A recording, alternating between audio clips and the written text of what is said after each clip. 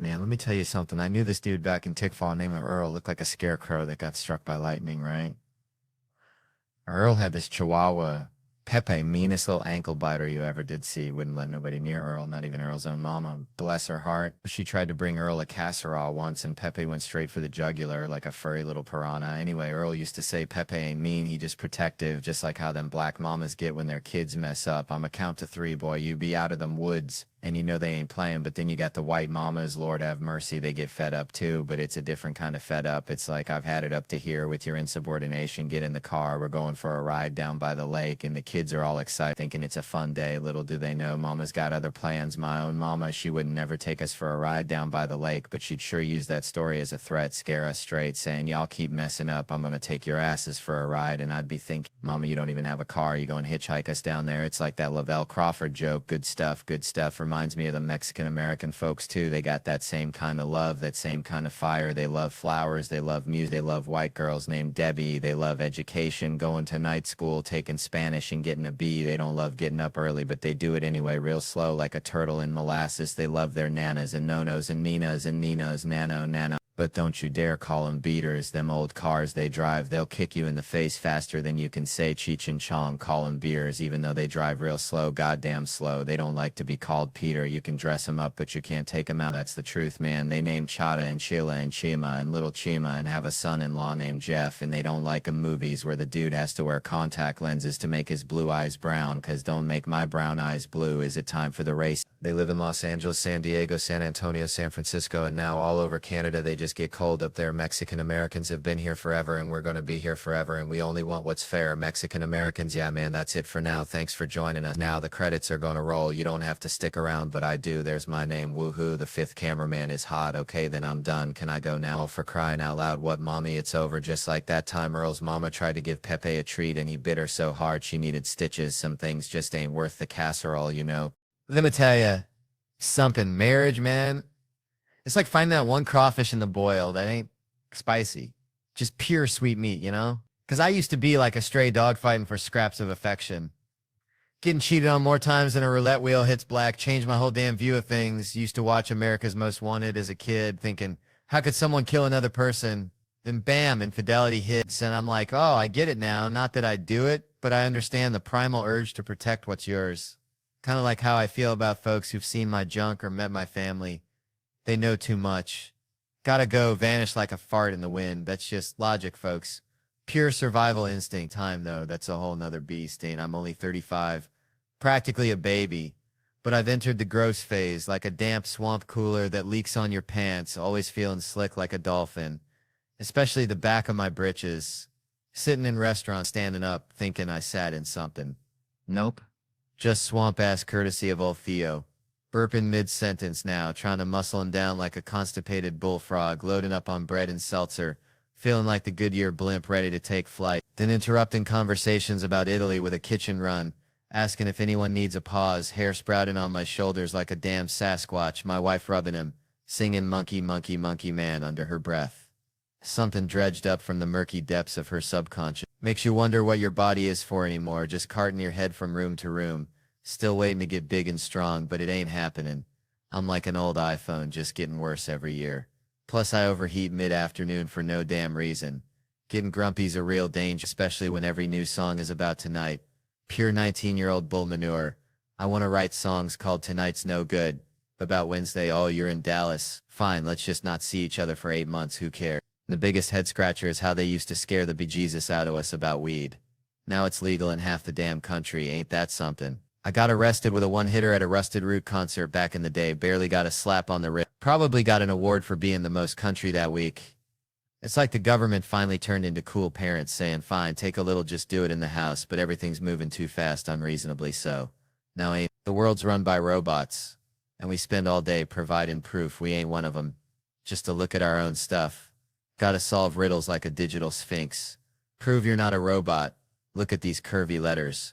Harder than usual, right? No robot could read these. Is it an E or a th? Your guess is as good as mine. Bucko, gotta pass the password puzzles. Solve the robot test. Then comes the question no robot could ever answer.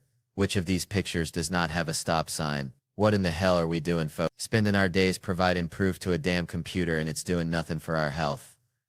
Man, I remember growing up back in Louisiana, we had this neighbor, Cletus. Bless his heart. He thought he was a professional frog giggler. I swear, wore camo overalls every bend day, even to church, which, kind of makes sense because you're already halfway dressed for baptism, right? Anyway, Cletus was always going on about the greatest fears of frogs, like they were sitting around a lily pad confessional booth, spilling their guts. And that's kind of how this whole thing started. See, I was doing this special, right, with like 15 kids, little ankle biters between 8 and 13. And I thought it'd be hilarious to write jokes from their perspective. Like if a bunch of mini Maz were suddenly dropped into my life running around quoting Mitch Hedberg and trying to bum cigarettes. But my pal America Sawyer, who used to sling jokes at SNL, she was all about getting real, asking the hard questions, the kind of stuff that keeps you up at night. Like, is mayonnaise an instrument? Or why does the alphabet have to be in that order? So we figured, let's ask these kids what they're afraid of, expecting the usual boogeyman, maybe a rogue Tickle Me Elmo incident. But then, bam, they're talking about stuff way beyond their years, like climate change, societal collapse, and the existential dread of choosing the wrong TikTok filter, which, honestly, I understand. That shit's terrifying. I swear it was like eavesdropping on a tiny philosopher's convention. Suddenly, Cletus's frog fear theories didn't seem so far-fetched.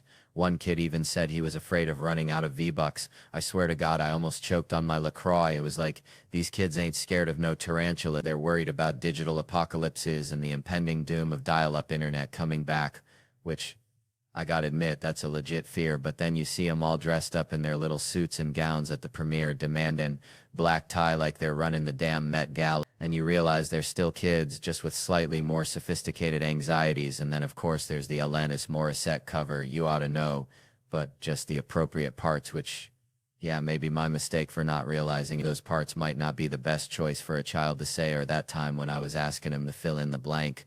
America has a lot of work, and this kid, little Alex Bello, without missing a beat, says work to do, and you're like, damn, even the kids are woke now. I ain't got no kids myself, never wanted them, and I even had a whole conversation with these kids about it, explaining how I love my free time and my wife. And then the next day, my wife shows up on set, and this one girl, Camille, bless her heart, turns to me and asks, dead serious, does your wife know you don't want kids? And I'm like, well, shit, maybe Cletus was right. Sometimes the scariest monsters are the ones you ain't expecting. All right. Settle down, y'all. Let me tell you something. Veen grew up in Louisiana, right? Place flatter than a pancake, more humidity than a frog's armpit. Had this buddy, Earl, bless his heart. Earl thought he was a Ninja Turtle. Not like the cool kind, like the sewer rat kind, Always wearing green, heading in the ditch, eating whatever crawled by. Now Earl, he was convinced he was saving the city, even though the biggest crime we had was Mrs. Higgins' cat stealing Mr. Thibodeau's shrimp. All right, so let me tell y'all something. Back in Louisiana, we had this one rooster, okay? Real mean fella. Name him Dr. Phil, because he'd peck at you and then act like he was giving you advice. He didn't ask for, Anyway, it reminds me, I went to the doctor the other day just for a checkup, figuring I'd get the usual, you're fine, except maybe lay off the boudin. But this ain't no regular doctor. This dude's like if Dr. Phil. The rooster went to medical school and failed out, but they still gave him a lab coat. And I'm talking, walked in, didn't say howdy, didn't say bless your heart, just pointed at my head and says, you want something for that hair? Like I'm growing a chia pet on my scalp that nobody told me was dying. Then slams my chart open, makes this whoosh sound like he just opened the gates of hell, and goes, wow, like I just confessed to eating a whole family-sized bag of Doritos in one sit-in, which, all right, maybe I did, but that's between me and the good Lord. Then he's all 200, not exactly weight loss, like I'm trying out for the goddamn Olympics of skinny. I mean, I'm a huggable fella.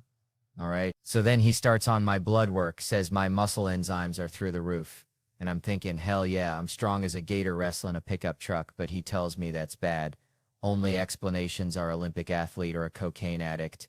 Now, I ain't never touched the devil's dandruff, but this fella looks at me like I'm Tony Montana in overalls, and when the nurse chimes in suggesting marathons, he just looks at me up and down like I'm a busted lawnmower, no sympathy. I swear I felt like a prize pig at the state fair, just waiting to get judged. Then out of nowhere, he asks if I'm married, and when I say yes, he's all to a guy. Like I gotta explain my love life to this dude poking and prodding at me, writes gay. On my chart, I mean, what in the sweet tea hell is going on? My wife asked if I'll go back. I said, absolutely. He's the funniest doctor I've ever met. I mean, I just have to go back and show him my real muscle, the one that opens a jar of pickles after 3 days in the fridge. Man, I'm down in Orange County, right? Real deal OC. Not that fake LA garbage. And I hear this story about a chopper dude. Pops built this tour business for 38, like clockwork, then hands it off to his son, American dream kind of stuff, right? Like, son, here's the keys. Don't screw it up. Keep the Von Erichs of helicopter tours going. And the kid's all right, Dad, love you too. Gonna make you proud. Probably had 4 kids already, that traditional life they push on you. 5 days later, 5 days from balloons, and a congratulatory cake. This kid, he's probably barely got the script down. Like, yeah, folks, look to your left. Beautiful Orange County, 27 miles of beaches. Seatbelts, please. But only one dude shows up for a couple's tour. Red flag, right? But Bill's got to get paid. So they hop in, 10 minutes in. This guy just yeets himself out the door like a reverse Houdini, straight into the Pacific. I'm thinking, what in the actual tarnation? 5 days in, this kid's already got a story that'll be on I Shouldn't Be Alive. But turns out, the jumper, a 61-year-old, was riddled with something awful. Chronic pain, doctors throwing up their hands. Figured he'd had enough, and in my book, that's a goddamn hero. He wasn't gonna go out like some sissy overdose on pills while watching The Notebook under Nana's quilt. No, he went full Evel Knievel. Think about it, soaring over the land he loved. Then bam, swan dive to freedom. Shoulda had a cape on, I'm telling ya. He probably had his feet on the dashboard, chugging a Dr. Pepper, not even listening to the tour spiel, just thinking adios. But here's the kicker. The cherry on top of this crazy Sunday, the dude lived 500 feet above the ocean. You'd think that'd be a wrap. But he must have hit the water like Greg Louganis. Minimal splash. Except witnesses said it looked more like a mannequin getting tossed out, so probably a belly flop of epic proportions. Like a seal trying to do a cannonball. But listen, that don't change nothing. The intention was there. I still respect the hell out of this guy. I just feel bad cause on the way down he's probably thinking 3 more seconds of pain, 2 more seconds. Oh God, this is worse. This is way worse. It does have a happy-ish ending though. He passed away later at the hospital. So here's to him, God bless him, and I hope someday I have the sheer audacity to orchestrate a grand finale like that. Even if I botch the landing, just a dude trying to stick it to the man in the sky. Even if he just ends up looking like a big ol' sea pancake. All right, settle down, y'all. I'm gonna tell you something. See, I had this buddy back home, Cletus, bless his heart. Cletus thought he was John Mulaney's cousin or something. He'd walk around yelling sack lunch bunch, like he invented sliced bread. The sack lunch bunch. Cletus couldn't rhyme if you glued a dictionary to his forehead. Reminded me of that time I tried to teach my grandma's Chihuahua, Pee-wee, to play the harmonica. Disaster. So anyway, Mulaney calls it the sack lunch bunch, and Cletus is running around like he invented it. I remember when I was a latchkey kid, back when that was a bad thing. Like, the news would show these sad kids looking lonely, and I'm over here living my best life, watching He-Man and eating peanut butter straight from the jar. They acted like us latchkey kids were gonna burn the house down or join a cult. But we were just trying to survive on TV dinners and the wisdom of the Thundercats. And Mulaney's got the sack lunch bunch with 2 words rhyming, which is about as much rhyming as Cletus can manage after a 6-pack of Mountain Dew. They got Eli Bolin doing the music, and tell you what, that's just plain beautiful. I wrote a song with Justin Timberlake once, won an Emmy. Now the ballad said Justin Timberlake song, and below it was Mother Lover, which was a banger. I'm telling you, it was like those confusing ballads they got down in Palm Beach, Florida. Like Justin Timberlake song, then a way more famous Justin Timberlake song. People probably voted for the wrong one. That's why I always tell people to just vote for the guy. I had the best hat. Grandma's boyfriend, Paul. Now there's a tune for you. And noodles and a little bit of butter. I think that's my kind of fancy eating. Then there's Do Flowers Exist at Night. That right there, that hits me in the feels. Mulaney says he can't picture a flower at night, and honestly, neither can I. I lay in bed thinking about that stuff. What about those tulips in front of my house when I was 9? What were they doing at night? Were they sleeping? Were they plotting against me? My brain is just a swamp of weird thoughts. You know, if you worked with kids on set, which, Lord have mercy, my friend, Dr. Kitty McPotch always says never work with children and animals. Kitty McPotch, yeah, she treats kids and animals, probably seen it all. But Mulaney, he don't deadle, and he's got 15 kids, and they're all hyped up, supporting each other, more mature than the folks at SNL. Bless their hearts. But Those kids get riled up, yelling toilet mark at the clapboard, and Reese Thomas, the director who's worked with everyone, asks them if they behave like that at school. And one kid goes, "We don't go to school. That's how you know you're in trouble." Richard Kine's in it too, a legend. But Mulaney wanted Michael Dukakis. Dukakis, back when I was 6, he was huge. Mulaney wanted Dukakis to deliver a letter and be cheered for 30 seconds straight. Now that's the kind of comedy I like. He didn't get a script because Mulaney was delaying. Poor Dukaki's forgotten. We all forgot about him. Half the country wanted him president, and they just banished him.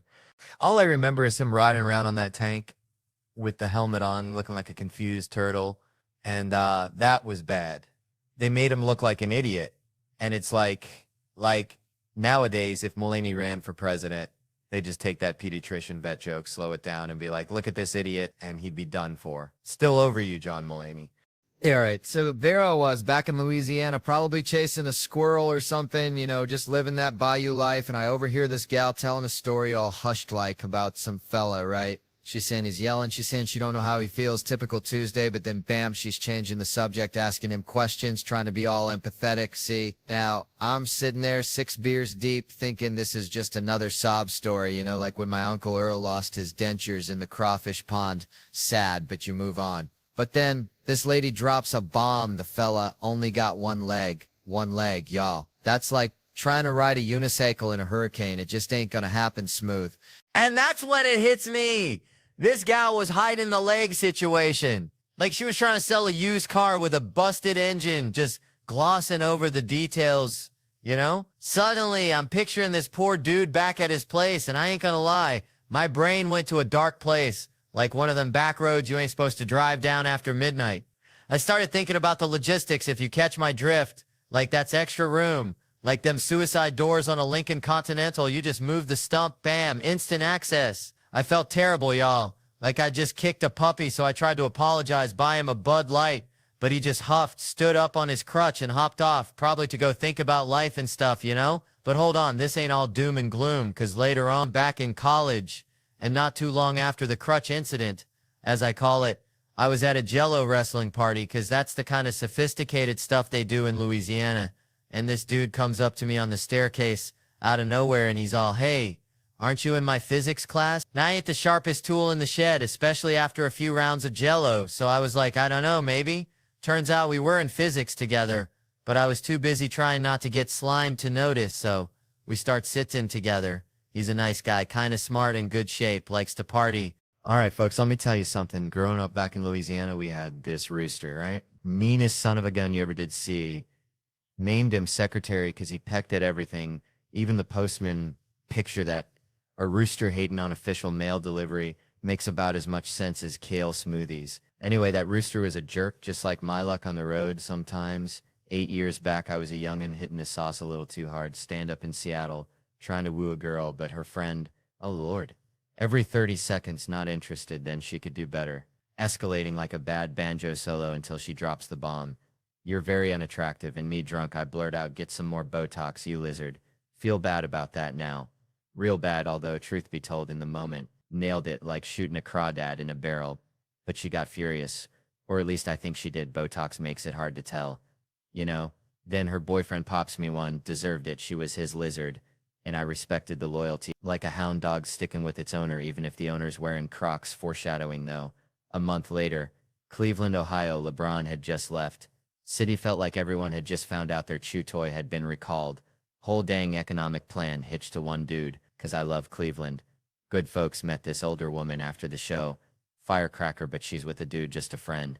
Valentine's Day though, so there's tension thick enough to spread on toast. He's buying me drinks to keep tabs. Me being the kind of guy who'd accept free gas even if it came from a skunk's tank, dude. Goes to the bathroom, I ask her if she wants to ditch, she says yes. And my escape plan.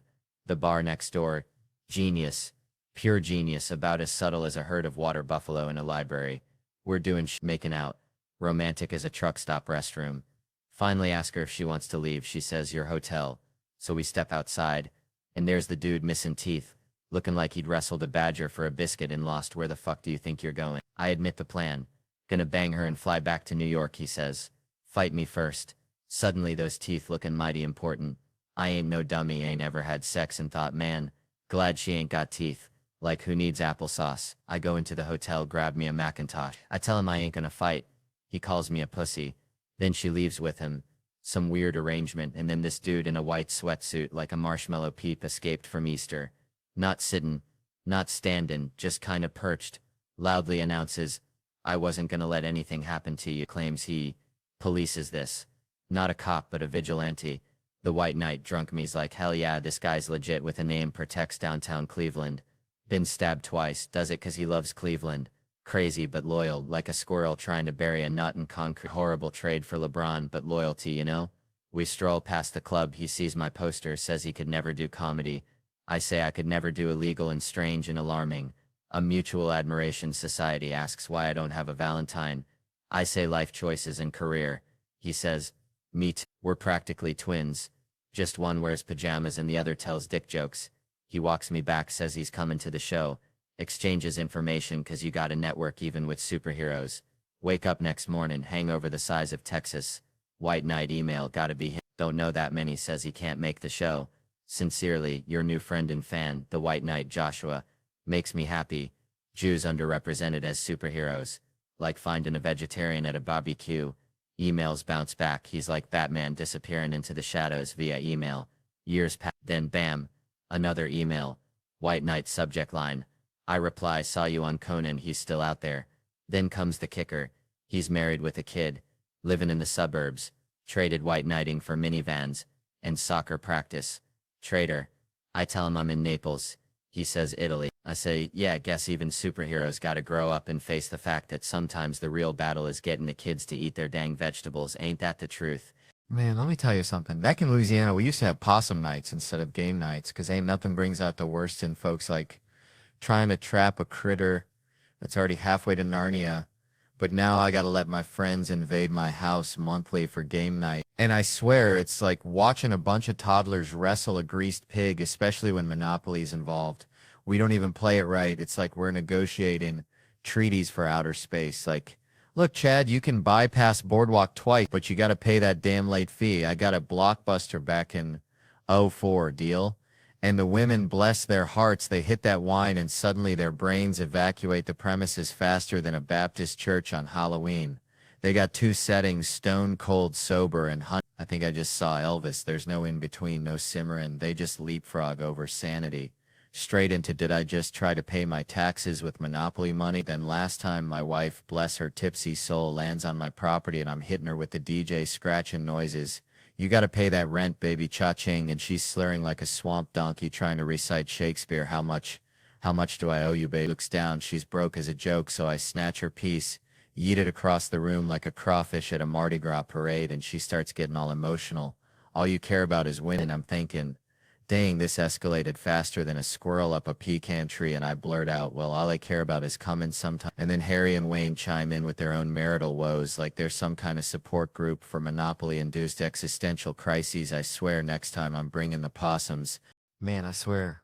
Growing up in Louisiana, we had this bathtub, right? Avocado green. Looked like Shrek's armpit. And it was slipperier than a politician's promise, so time I'm in there just trying to exfoliate like a damn influencer, and bam, down I go, like a sack of potatoes. But here's the kicker. My cousin, bless her heart, she's in there too, thinking she's auditioning for a shampoo commercial, all slow motion hair flips and whatnot. And I accidentally clothesline her with my flailing limbs. It was like a scene from a slapstick comedy, except nobody was laughing, especially her, because, see, it's like this with women. They got this whole expectation thing going on, right? You're supposed to be this graceful, protective force field against the slippery demons of the porcelain abyss. But the truth is, I'm just a clumsy swamp creature, navigating a world designed for ballerinas. And that's kind of how I see this whole body image thing, too. Like, women are constantly getting judged, weighed, measured, told to shrink here, puff up there. It's like they're living in a goddamn funhouse mirror. And meanwhile, dudes are out here walking around looking like sentient beer kegs, rocking the dad bod like it's the latest fashion trend. And nobody bats an eye. It's a wild double standard. I tell you, it's like comparing a meticulously crafted souffle to a microwaved burrito. Both can be delicious, but one's definitely getting more side eye at the dinner party, So next time you see a woman falling in the shower, cut her some slack. She's probably just trying to wash her feet, and even if she ain't, it's probably better than the alternative, which is trying to date in the modern world. That's even more slippery, guaranteed someone will end up falling. All right, hold on now. Let me tell y'all something. So, I was back home in Louisiana, right? Place flatter than a pancake after Mama Sue sits on it, which, bless her heart, ain't nobody wanted to see. And my buddy Earl, bless his heart too, kind of simple fella. Earl's got this bucket list, right? Now, most folks, they got traveling the world, skydiving, maybe learning to play the dang harp on their list. Earl wants to learn how to belly dance. Belly dance. I swear I almost spit out my sweet tea. Told him, Earl, you look like a busted refrigerator trying to wiggle, but you go on with your bad self. But it got me thinking about meeting Obama. You know, Bo, as I called him, real, in the White House. Like I told my wife, girl, this my De Niro moment. You better recognize, and how I did my Denzel impression. Chomp chomp. Training day. Nobody clapped. I swear it was racist. Anyways, it was just such a small thing, belly dancing dreams and presidential handshakes, all mixed up like grits and gravy. But the other day, it really pissed me off when I saw Cube talking about how I walk. You know, he just stays angry because his top lip never moves. Reminds me of my Uncle Ray. That dude looks like he hasn't had a decent haircut in 5 years. But you know what made me think this is the same Nicole Kidman where she couldn't even clap? She just had boomerangs for hands right there. The point is, folks are so dang worried about these big, grand bucket list items, the things they think are important, that they forget about the little things, like just getting out there, running along the beach like I like to do, but then somebody threw shit at me, literally. But no matter what, folks are so worried about feet, you just got to realize you can't take steps in life without them. And that reminds me, I got some gala ladies coming over to get their feet blessed. It's all connected, see? Belly dancing, the president, bad haircuts, feet.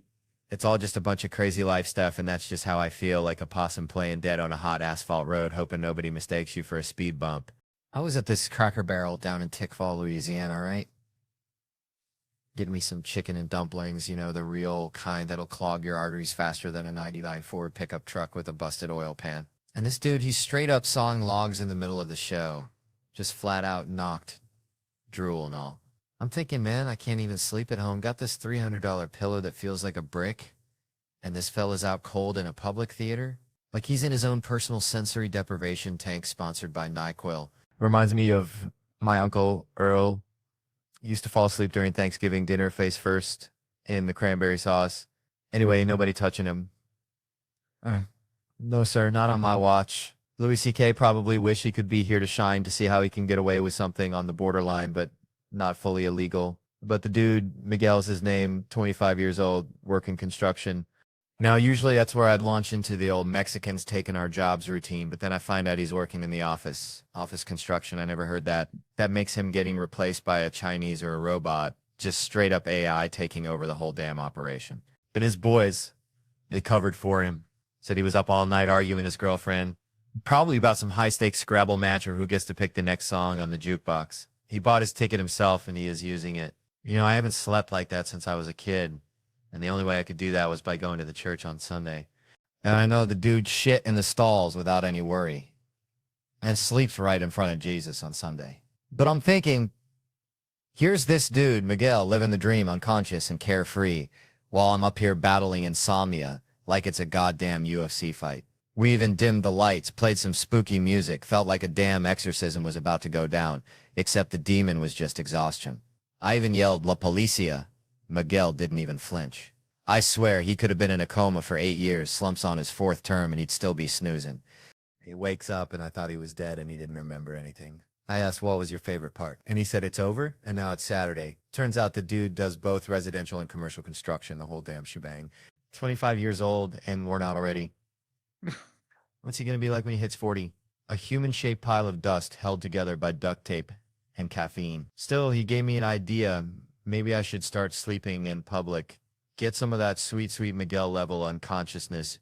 Maybe even go to church, face Jesus, and shit in a stall like him. Who knows, might just cure my insomnia or at least give me some good material for the next show, but he is not worried about shitting and sleeping in public. So, I was at this crawfish boil back home, right? Uncle Bobby bless his heart, tries to deep fry a whole watermelon. I swear to God, he saw it on Pinterest. Anyway, it explodes like a damn grenade, watermelon shrapnel everywhere. Nobody gets hurt, just covered in sugary goo and regret, mostly Bobby's. Reminded me of this one time I wrestled a gator at a church camp. Don't ask. But it got me thinking about the Travel Channel, which, yeah, they call me a professional fun seeker. Sounds like something a robot would say after its programming goes haywire. I'd rather be called professional dumbass because at least that sounds like me. I ain't fought no bear despite what the internet says, though I did once try to teach a possum to play the banjo. That's a story for another time and another bottle of sweet tea, but the Travel Channel's website is worse than dial-up internet at a Walmart parking lot. All right. Settle down now, folks. Let me tell you something. Grew up in a town so small, the church picnic was the biggest news of the year. Used to be this fella, Cletus, bless his heart, he thought he was a squirrel. Not like, oh, I like acorns, but full-on tree climbing, nut hoarding kind of squirrel. One time, Cletus tried to bury me alive in a pile of leaves because he said I was a rival nut gatherer. That's when I learned, folks, life's a whole lot like a possum in a grocery store parking lot. You never know what kind of mess you're going to get into. Which brings me to John Mulaney. Remember that guy? Emmy winner, Netflix star of the whole shebang. He's playing Madison Square Garden for crying out loud. But see, Seth Meyers, that sneaky devil, he's got to grill him about his outfits. Mulaney walks out looking like he just wrestled a bear and lost, and Myers is all, where's the suit, Johnny boy? It's like confronting a raccoon for eating your garbage. You know it's wrong, but you secretly admire the audacity. But apparently some folks intervened on Mulaney a while back, said his life was spiraling. And I ain't one to judge. Everyone's got their own brand of crazy, but it just seems a tad extreme to critique a man's fashion sense while he's, dealing with stuff. Myers wants him in a suit, says he looks like he raided the Gap after a bad date. It's like saying a dog wearing pants is civilized, but it's still going to sniff your crotch, ain't it? Mulaney's like, fine, I'll put on the suit, but you ain't taking me to no fancy tailor. He figures Myers should have had a car waiting, ready to whisk him away for a 2-month fitting. Imagine that, Mulaney, trapped in a tailor shop, surrounded by pins and fabrics like a hummingbird in a butterfly net. Then Myers starts miking the jacket real serious, like reminiscing about that talk show he co-hosted where apparently they were Saris in bad dressing. That's, man. Picking on a man's wardrobe is like kicking a pregnant mule. Just ain't right. Mulaney, looking like a hostage in a department store mannequin's outfit, says he feels happier. Myers throws in a tie because, television demands conformity. It's like putting a hat on a chicken. It doesn't make it any smarter, just funnier to look at. Then they get to fatherhood. Mulaney's got a 7-month-old Malcolm, apparently a connoisseur of self-inflicted selfie videos. He also claims the kid got him gifts for Father's Day and that Malcolm insisted he wears a damn suit to 30 Rock. Kids these days are getting bossy. Myers tries to relate, mentions his own baby. Then they hit the formula shortage. Oh, Lord, that's when things get real. Mulaney, channeling his inner drug dealer, admits his old instincts kicked in. Fake driver's licenses, Mr. Mustache disguise pretending to be an old Vietnamese lady, all for baby Fago. It's like watching a penguin try to climb a ladder, it's not going to work, but you can't help but admire the effort. And the Amazon stuff, shady as it is, as car salesman's handshake. Mulaney actually tasted the formula to make sure it was the real deal. Now that, folks, that's dedication. It's the kind of parenting that makes you wonder what's next. Maybe teaching the kid how to hotwire a car to get to the diaper aisle faster. It just goes to show whether you're wrestling bears, getting fashion advice from Seth Meyers, or navigating the baby formula black market. Life's a wild ride, and sometimes all you can do is dip your finger in and hope it's the real enzyme, you know what I'm saying? All right, settle down, y'all. Let me tell you something. Grew up in Louisiana, right? Small town, like, if you blink, you miss it.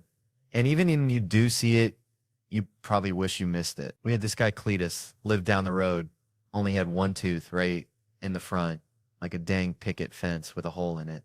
Cletus swore he could talk to squirrels. Said they told him secrets about where the best peckins were. Now, Cletus wasn't the sharpest tool in the shed, but he did have an opinion about everything, just like this lady in the front row here, bless her heart. It reminds me of this whole teacher thing. I was never one to rag on teachers. No, I actually kind of liked them, probably because back then teacher porn was my go-to. Wrecked my after school. Every time my teacher, Miss Crabtree, even looked at me talking about you're in a lot of trouble. I'm thinking she trying to seduce me, not tell my mama I drew on the desk again. And now people ask me, Theo, you watch teacher porn? Well, yeah, but it's got to be the right kind of teacher. Nobody want to see some meathead from Staten Island. No offense to anyone from Staten Island, but you know what I'm talking about. But hey, let me ask you something. You ever look at a student maybe a year out of high school and think, maybe. Nah, just me. All right, all right. I'm just saying, there's something about that forbidden fruit, that danger, you know? Like dating a PE teacher, they always walking around in sweatpants, giving you that look, thinking what could be. What am I supposed to say? I supposed to say like Staten Island, that's like stepping back into the 1950s. They probably haven't even heard of the Me Too movement yet. But what's the point there? The protection of people like that is almost non-existent. You go there and get eaten alive. Say that those girls will wake up and not even realize how bad they played it off. That or they will be too busy complaining to remember I even said anything. You go there and end up with manic depression, ADHD, just one way to go when people are that far behind, I suppose. All right, all right. Settle down, folks. You're looking good tonight. Real good. Reminds me of my cousin Skeeter's prize-winning hog, Mabel, all dressed up for the county fair, shiny, expectant eyes, just hoping for a blue ribbon. Speaking of ribbons, I was helping my grandma, bless her heart, tie up her tomato plants last summer, and she says to me, Theo, life's like a tomato plant. You gotta stake it, give it support, otherwise it'll just sprawl all over the place, getting all tangled up in the weeds. Now, Grandma's a smart woman, but sometimes she chefs in riddles like she's Yoda wearing a floral apron. They got me thinking about this Tom Brady fella. See, the GOAT, right? GOAT, they call him greatest of all time white guy, which, let me tell you, down in Louisiana, that's just a Tuesday. All right. All right. So I was back home in Louisiana last summer, visiting Mama, and she's got this rooster, right, named Clarence. Now, Clarence thinks he's the sheriff of the whole dang yard, strutting around like he's got a mortgage on the place, pecking at anything that moves, even Mama's ankles, which, bless her heart, she just swats at him with her cane like he's a mosquito the size of a chihuahua. And it got me thinking about stuff like how everything's got its own pecking order, even in a chicken coop in the middle of nowhere. And that reminded me of, everything kind of has an order, things like trust and relationships. Like, if you're going to build something solid, you got to lay that foundation early, right? Kind of like Mama building that fence. Every little piece helps to keep those chickens in. Same goes in your marriage. That trust is going to take its time, but eventually, those birds are going to be flying, and the chickens from next door is going to be watching, and the neighbor's chickens all looking. So basically, you're laying bricks, except those bricks are like honesty and openness, and maybe a little bit of forgiveness thrown in there. Because let's be real, we all screw up, right? We all eat the corn, we're all guilty. Some people like Clarence think he is getting away with everything. But the real thing is that if you ain't got that trust, then your relationship is like Mama's old shed. One big gust of wind and it's all gonna come tumbling down, chickens and all, leaving you standing there scratching your head, wondering where you went wrong. So you gotta protect your foundation and nurture those chickens like the way she always says, you gotta water it so those beautiful feathers can come flying out. And if the thing is, sometimes that's a lesson I have to remember, just like Clarence and Mama. Sometimes those roosters are right behind you when you aren't looking. Man, growing up in Louisiana, we had this neighbor, Mr. Thibodeau, smelled like catfish and regret. Always said, Theo, son, sometimes it pays to do a damn fool. And I never understood it till I saw my buddy Earl get fired from Bubba's Bait and Beer. See, Earl thought he was slick, thought he was a swamp ninja, kept tasting the inventory, for quality control like he was sommelier or Bud Light. But Bubba, he ain't no dummy. Bubba's got eyes like a hawk and a heart full of diesel, so Bubba calls Earl in and says, Earl, you've been lubricating your tonsils a little too liberally, ain't you? And Earl, bless his pea-picking heart, he says, Bubba, I quit, like he's sticking it to the man. When Bubba was already halfway to writing him up for stealing beer, reminded me of when I tried to sneak out of Sunday school after the sermon about Noah's Ark. Thought I was being all sneaky like a damn raccoon in a hen house. But Miss Gertrude, bless her soul, she caught me by the ear.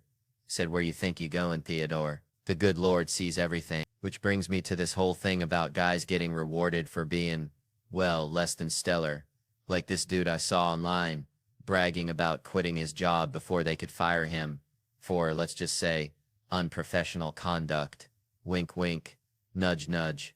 Like he's some kind of rep, a modern-day Robin Hood stealing from the less fortunate interns. Reminds me of my cousin Ricky who dropped out of community college, 'cause he said quantum physics was for nerds. Now he's trying to start a gator wrestling business. Says it's the next big thing. People are actually giving him money. Makes you wonder, don't it? Like, are we living in a world where the biggest goofballs get the gold stars? My other buddy's talking about cleaning boats. Claims he's turning his life around, right? Sure you are, bud. More likely he just ran out of bail money. These hangovers in my early 20s used to feel fun. Now every shot of Jack feels like one step closer to becoming a middle-aged guy who cleans boats and blames his daddy for his problems, dang. Man, I swear, I knew this fella back home.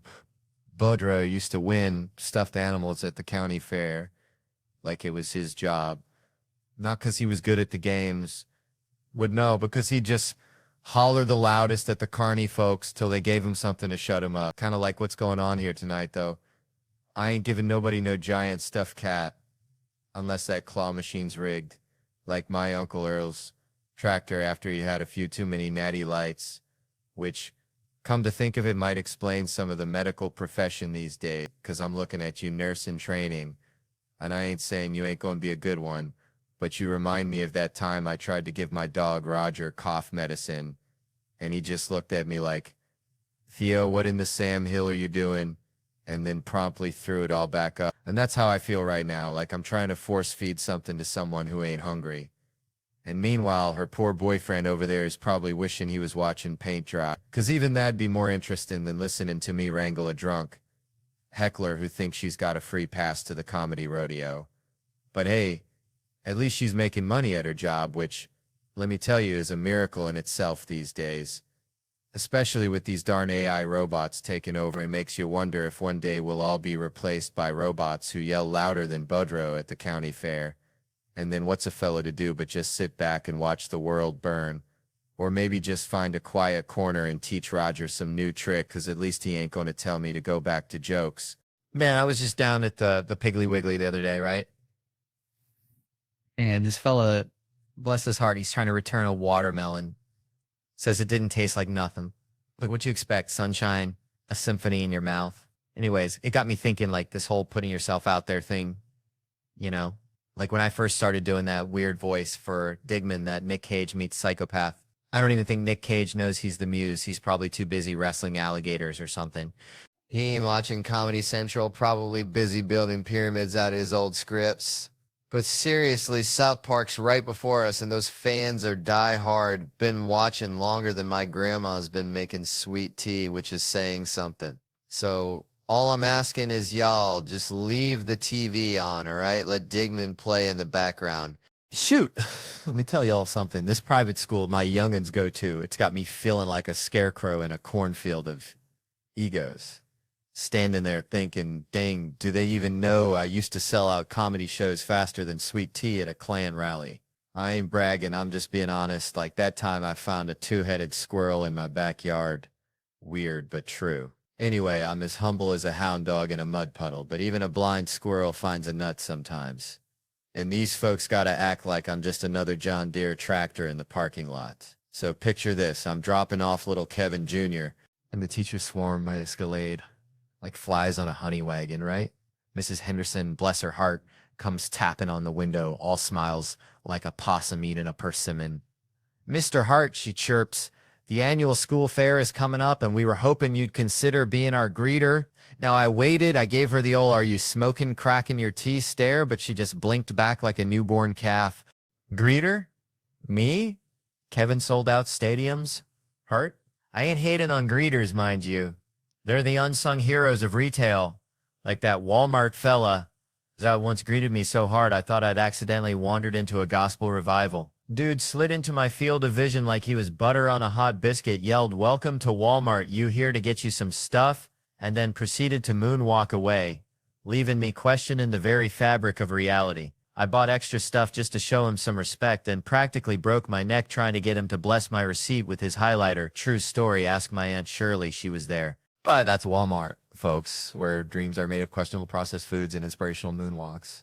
This is a fancy pants private school, the kind where they serve organic kale smoothies at the Bake Bafe. I was selling out arenas plastered on billboards bigger than my Uncle Ray's double wide, and they want me to say howdy, folks, next to a petting zoo. No, sir. They got Alfonso Ribeiro's kids there. Let Carlton do his little dance at the entrance. Terry Crews is jacked. Give him a megaphone and let him flex his way into intoning people. Or Pep straight up yell, "Welcome to the fun fair." Ay, ay, ay, ay, ay, ay. It's like asking Dolly Parton to clean out your gutters. Sure, she's probably got a heart of gold, but there's folks fair suited for the job, you know? I'm like a champion bull rider being asked to herd chickens. Somebody ain't quite thinking right. Bam, bam. We're just part of the mom package, ain't it? Like, I still get yelled at sometimes. Feels like I'm 8 years old hiding firecrackers for mama. And speaking of things you don't see coming, I got straight up attacked in Burlington, Vermont this year, which is like getting mugged by a yoga instructor, you know. Places like Birkenstocks and kombucha explosions. Everyone's blissed out. I thought I was safer there than in my own refrigerator, honest to God. Bernie Sanders could be the mayor of Niceville. That dude makes me think of when I'm arguing with a woman because I just know it won't work, but I've just got to lay my ideas on the table regardless. So post-show, I'm chilling with some funny folks, couple of beers, 2 blocks from the venue when this fellow approaches and you can just smell the crazy like a raccoon that's found a can of hairspray. Something ain't right. He glares at me and goes, University of Vermont. I'm like, nope. He says, master's degree? I go, you're colder than a penguin's pecker. Then he shouts, I want to beat the shit out of all of you. But he's eyeballing me like I owe him money. I gave him the once-over. Figured he was all bark and no bite. Like a chihuahua with dentures. Big mistake, because I turn to walk away, and bam, he grabs my shoulder and smashes a pint glass on my dome like he's trying to make some dang glass blown. Turns out I misread the situation. Turns out I'm about as perceptive as a woodpecker looking for a car dealership. Now this dude bolts. Cops get called, and before they even hang up, I'm hollering to the bar, did y'all hear him call me Jew boy? And everyone's like, nah, Theo, we missed that. And suddenly I feel like Jussie Smollett's cousin or something. So they nabbed the guy, wasn't exactly an Olympic sprinter, and they got him crammed in the back of the cruiser. The cops are picking glass out of my hair, which, by the way, I'm pretty sure I was starting to get carded for less. And one of them asked, hey, smash a pint glass on your head. I said, could have been a pint. Could have been a whole darn menorah, officer. It all happened faster than a fart in church. All right. Then he's asking if I see spinning, and I'm all like a dreidel partner. It was a rough night. Felt like I was trying to parallel park in a hurricane. Finally, I had to fess up. Wasn't a hate crime, just some feller with a bad case of the stupids.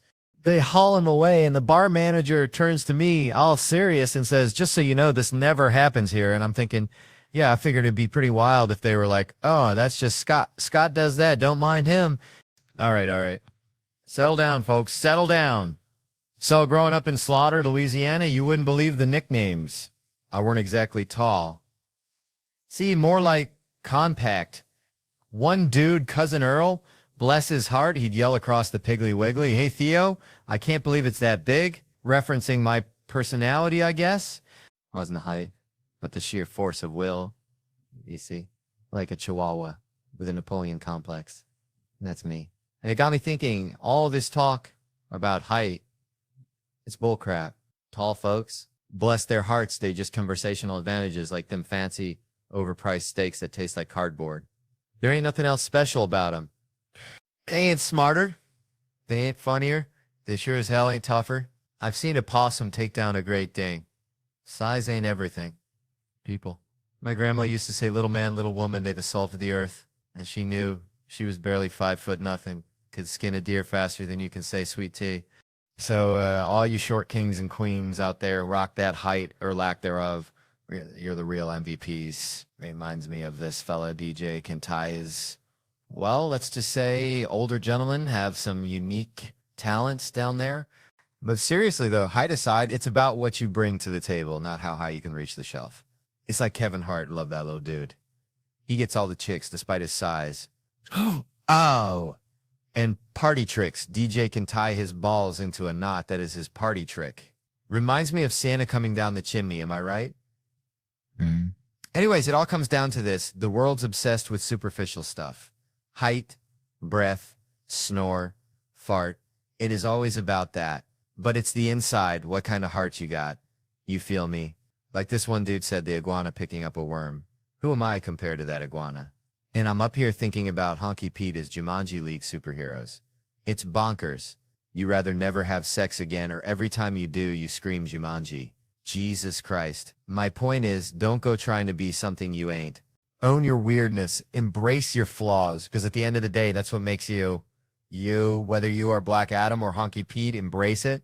Life's too short to be anything but a little snack size. Denzel, just ask Wayne Johnson with women thighs. And if anybody gives you grief about your height, just tell them to kiss your, well, just let your little light shine, y'all. Let it shine.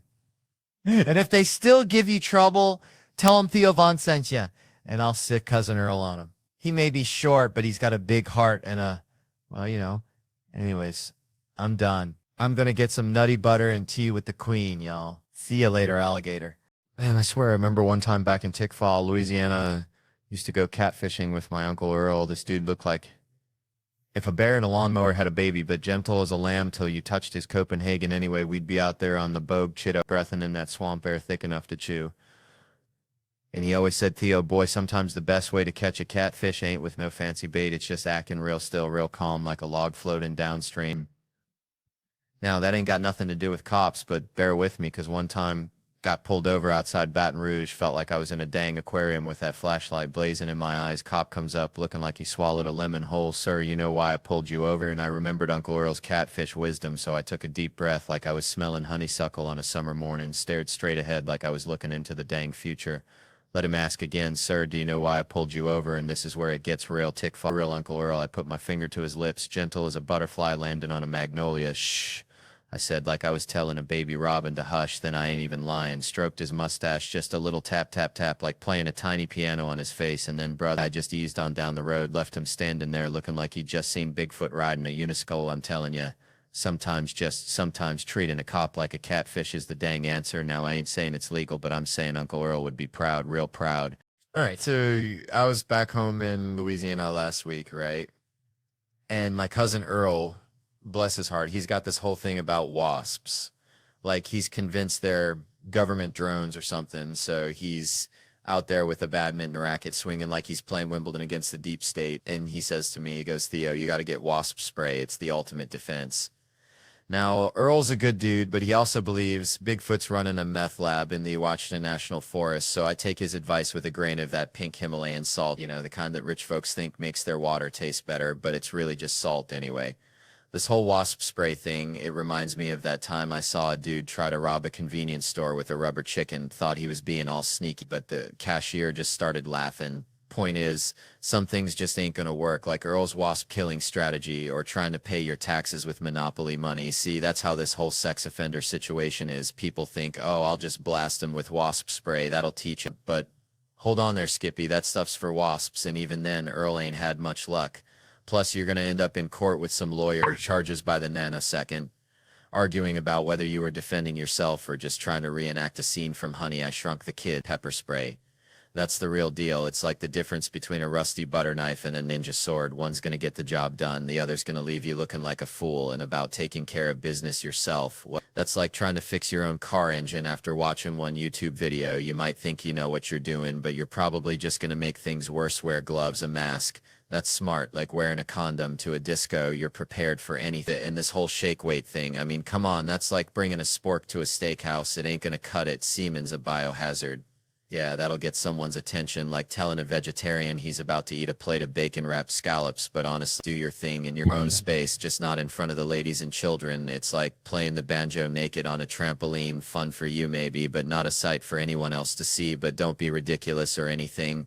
Man, growing up in Tickfall, Louisiana, population smaller than a Walmart, on Black Friday, we had this neighbor, Cletus. Now, Cletus, bless his heart, thought squirrels were just rats with better PR, and he swore he could communicate with them using only kazoo music and moonshine fumes, which, looking back, might explain a lot about Cletus's life choices, like the time he tried to ride a gator into town, claiming it was his Uber anyway. That whole Cletus situation reminds me of this article I read the other day about how AI is supposed to be like revolutionizing customer service, right? Promising us these seamless, efficient, emotionally intelligent interactions, like a customer service rep that never sleeps, never gets hangry, and never needs a bathroom break, unlike my Aunt Shirley after a potluck, which can get dicey. But then you actually use these AI chatbots, and it's like talking to Cletus after he's had a bit too much of that squirrel whisperer juice. You ask a simple question like, where's my package? And it responds with something completely off the wall, like the meaning of life is 42, but have you considered the existential dread of being a digital assistant? I swear I asked one chatbot about my phone bill and it started reciting Shakespeare. Now Shakespeare is all well and good. I like a good sonnet as much as the next fella, but I just needed to know why I was being charged for data roaming when I was sitting in my own darn living room. But these chatbots, they're just going on about to be or not to be, and I'm like, to be connected to Wi-Fi or not to be? That is the question. Now answer me, you digital Cletus. And it's supposed to be getting better, but it's like teaching that gator to drive. You might get it to move forward eventually, but you're going to have a lot of fender benders and a few folks ending up in the bayou. And I'm just sitting here thinking, we're putting so much faith in these artificial brains, hoping they'll solve all our problems, when sometimes you just need a real human being, even if they smell like biscuits, and met their spouse on Ancestry Mingle. At least they'll understand the question, where's my damn package? Without launching into a soliloquy about the fleeting nature of existence. It's like that time Cletus tried to teach his parrot to say, I love you, and it only learned to mimic the sound of a rusty chainsaw. You get the technology, but you lose the soul. Come to think of it, is probably what happened to my Aunt Shirley after that last potluck. Man, last night was something, felt like I was wrestling a greased up pig in a mud pit of tequila and regret, you know? But now gotta trade the party hat for the daddy diaper bag, because my whole damn family's got the tummy rumbles worse than a biker gang convention after a chili cook-off. And I gotta be dad, which let me tell you is like asking a squirrel to pilot a spaceship. Ain't nobody ready for that kind of chaos. I'm the kind of dad who'd fart in a McDonald's cup, slap my hand over it like I caught a damn firefly, and then walk it over to my daughters all serious like, saying, girls, you ain't gonna believe this, but I just captured a few. Now I know what you're thinking, Theo. That's messed up. That's pure trailer park parenting. But hear me out. It's comedy, see? Because when they look in that cup expecting something magical, something like a tiny unicorn fart or whatever little girls dream about, and they just get a whiff of my swamp gas, their faces are priceless, like watching a puppy try to solve a Rubik's Cube. That's when you got to explain it to them. See, you got to break it down, telling girls daddy's teaching you comedy's a 101. It's all about ace direction, see? You thought you were getting fairy dust, but bam, fart cloud. They didn't get it. Of course, they ran to their mama, snitching like a couple of church mice, telling her I was making them eat farts. Which ain't true. It was more of a forced aromatherapy session, if you want to get technical. And my wife blew a gasket, said I was scaring the kids. But I told her, I said, honey, you want equality in the workplace, you got to be able to take a fart to the face. It's like being initiated into the brotherhood of man. Every fella in this room knows what I'm talking about. But the best part, next morning, my youngest, that little hellion, is straddling my neck, trying to suffocate me with her tiny, slobbery self, while my older one's standing by, all innocent like, saying, Daddy, wake up, we got a joke for you. I open my eyes, half expecting to see they found my grandpa's old hunting rifle or something, but no, the little ankle biter says, guess what's in my hand, and I'm panicking, right? But then it dawns on me, every dad knows what's in her hand. It's the universal weapon of childhood. The silent but deadly, the old poop-hand trick. I'm practically bursting with pride, thinking I taught her that. I created a monster. But then she says a punch in the mouth, bang, caught me completely off guard, I swear.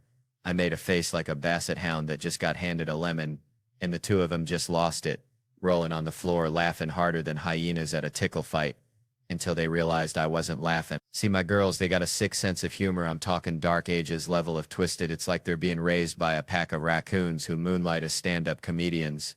Man, let me tell you something. I get riled up faster than a hound dog chasing a possum up a sycamore tree. It ain't even funny. Like, tiny stuff sets me off. And I ain't talking about global warming or nothing political. Nah, I'm talking about straight up primal disgust. You ever see somebody eating and sweating at the same dang time? I'm talking like barbecue ribs, back porch 98 degrees, just dripping and chomping.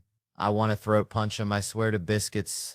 Slow down, Earl. Ain't nobody gonna snatch that half-eaten rib out of your greasy mitt. What's the fire? But all right, that ain't even the main vein of my irritation. No, sir, it's deeper than that.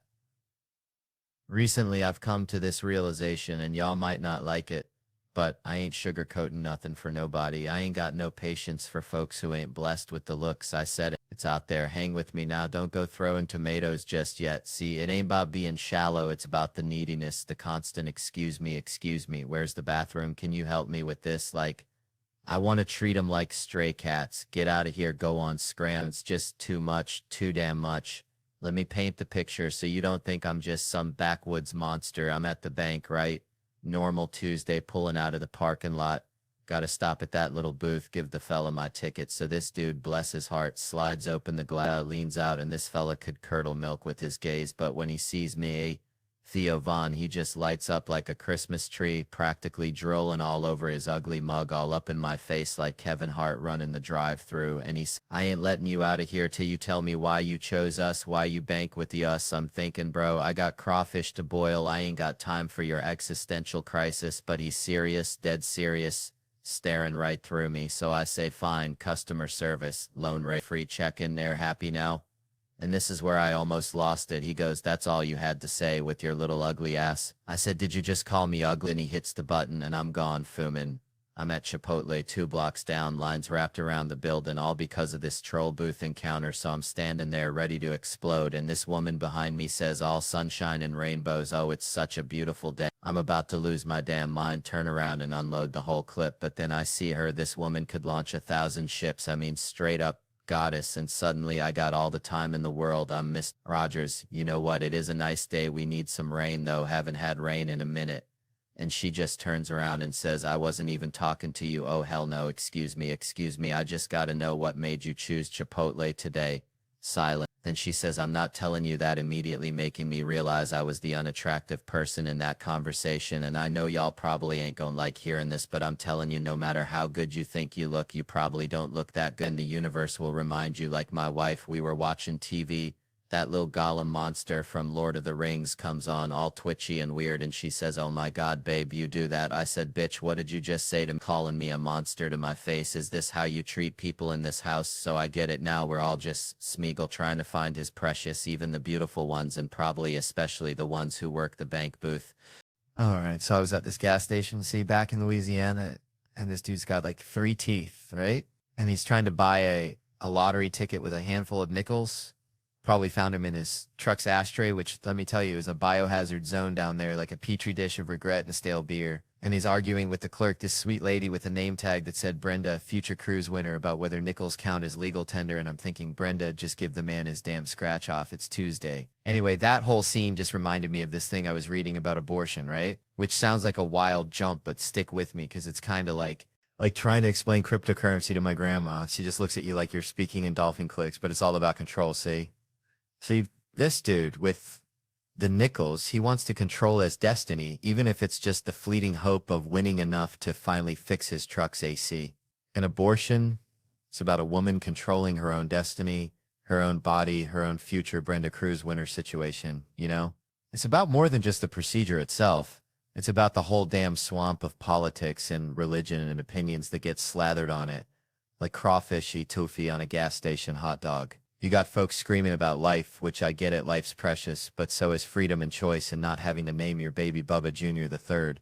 It's like we're all just trying to navigate this crazy world with our handful of nickels, hoping to scratch off a little bit of happiness before Brenda gets to cash in on her cruise and leave us all behind to sweat it out in the parking lot. Wondering if we should have just bought that Slim Jim instead. And that, my friends, is why I think abortion is kind of like a gas station lottery ticket. You might not win, but at least you get to choose whether you want to play. All right. So check this out. Reminds me of my cousin Billy Ray. Bless his heart. Used to say, just turned sweet 16 about his prize-winning hog at the county fair. Now Billy Ray, he wasn't the sharpest tool in the shed. Kind of like this fella right here. Mentioning the girl's age, like it's a limited time offer at Arby's, which brings me to this whole age thing in life. How everyone's always got an expiration date slapped on them, especially in this business. You get past 30 and suddenly you're antique furniture. Got to dust yourself off before every gig, you know? Like I was talking to my buddy Earl the other day. Earl swears he's Benjamin Buttoning. Getting younger every year, says he started using this snake oil from a traveling salesman. Smells like old gym socks and regret, but Earl, he's convinced it's the fountain of youth, which is probably what this young fella thinks he's got with the fresh out the oven girlfriend. Forgetting that life's a microwave, and sooner or later, everything gets reheated and ends up tasting kind of rubbery, just like Earl's snake oil. Promise, honestly, probably most of our dating lives. All ending up with us wondering if maybe we should have just stuck with the hog at the county fair. Least then you know what you're getting. You know, maybe just stick with the mac and cheese and avoid the trouble altogether. Man, reminds me of when I was a kid back in Louisiana. I used to trap muskrats with my cousin Bobby Lee. He always had the craziest ideas. Like one time he thought he could train him to fetch beer from the fridge. Didn't work out, but it always felt like we were Chip and Dale, just trying to survive in the swamp, you know? Speaking of Chip and Dale, that reminds me of bathrooms. And I gotta tell you, I had a toilet flush in my house yesterday. Sounded like someone was singing happy birthday. I swear I thought a ghost was throwing a party in the pipes. It was spooky, I tell you, but not as spooky as having to tell your date that the only way out of the bathroom is through the... Well, you get the picture, right? It's like that scene in Rescue Rangers where they gotta go down the toilet. Live a little, they say, and you know, sometimes life's like that. You gotta just jump in the porcelain. Metaphorically speaking, of course, like how Disney's premiere is next door and they're inviting everyone, which is just like Bobby Lee inviting all the raccoons to our crawfish boil. Utter chaos. Anyway, Chip and Dale Rescue Rangers, Disney Plus, Friday, no theaters, which is a real shame because imagine watching that on the big screen. Feels a little like watching it in a bathroom. Kinda immersive, right? But hey, at least Cheryl Hines is going to be there. Probably not in a toilet, though. But hey, at least it's not in theaters, because you know what that means? I don't have to take off my house shoes. Now ain't that something? Man, tell you something. I'm dating this gal, right? Think we're serious? She ain't shaving her legs no more like Sasquatch down there. She bought herself one of them buzzing gizmos. Meanwhile, I got an Xbox, so, you know, we spend less time together. I'm slinging digital sweat in NBA 2K. She's exploring the Mariana Trench solo, but bottom line, we're both thinking about LeBron, which is weird, right? Women, man, there's something else faking the big O like it's nothing, but can't fake being happy at Thanksgiving dinner with the in-laws. Come on, smile for grandma. Every time we get busy, she's all, you made me come, like I'm freaking David Copperfield or something. And I'm like, well, I was mostly just laying there, but all right, I'll take the credit. It's like I go to the barber shop, tell him, just hold the clipper still, rub them on my head like a love-starved Siamese, and then act surprised when I walk out looking like Brad Pitt. And this ain't no fling. I'm on the road. Gotta be faithful, folks. Ask Theo how you do it. All them temptations. My secret? Ain't a single woman ever even looked at me sideways. That's how I stay faithful. It's a daily struggle, a constant battle against nothing. I'm on a plane, hot tamale walks my way, and I'm praying. Please, Lord, let her sit next to anyone but me. She does, silence for 3 hours, and I'm feeling like Gandhi by the time we land. Like I just won a Nobel Peace Prize for being utterly ignored. Used to hit up strip clubs, you know. Now I'm on a quest. Want to be a mentor. A good influence. Tried to join Big Brothers. They wouldn't let me near a kid. Messed up the interview real good. They ask, what's a bad example of a big brother? And my dumbass says, child molester. Lady looks like I just kicked her puppy. She meant impatient. And I thought we were playing for keeps. They ask what I bring to the table. I say patience, which is the opposite of pedophilia, folks. The willingness to wait. That's a joke. Dark as my Uncle Earl's moonshine, but structurally sound. Worth a chuckle. Gotta laugh at the messed up stuff. Keeps you from going completely bonkers. This past few weeks, news been wild. Remember that little feller got chomped by a gator at Disney World? Seemed like the highlight of the year, didn't it? ISIS even tried to claim responsibility. That's when you know things are truly sideways. Alligators working for the bad guys, Lord have mercy. Speaking of scary, Delta Airlines, I despise them. Except for them Biscoff cookies. Them are good, damn good, dunk 'em in coffee. Eat 'em plain, versatile little biscuits. Reminds me of biscotti, all pretentious, like Chips Ahoy went to Europe for a summer at Delta, though. They stole 20,000 miles from me. Hard-earned miles from flying coach and catching the herp from the armrest. I call, lady on the phone says, we don't do complaints no more. You got to email and it'll take 6 months, 6 months. She might as well spit in my face. Then she adds, also, your mama's a... Well, she didn't say that exactly, but that's how her words made me feel. See, that's therapy. You can say whatever you want as long as it's how you feel. I tell my girl I ain't calling you crazy, honey. I'm just saying, based on your actions, you'd fit right in at the funny farm. It's insensitive if you disregard my feelings. That's what I'm saying. Get transferred to another lady at Delta. Worse than the first says my miles are from 2010. They didn't start keeping track till 2011. Sorry, with an AZ at the end. The most insincere of all apologies. That's the kind of sorry you give when you're standing over a body at a funeral. And I'm all, this ain't fair, she says. Well, I don't know what to tell you. I say, I feel like you're being condescending. And she asks, who am I? And I'm not proud of what I said next.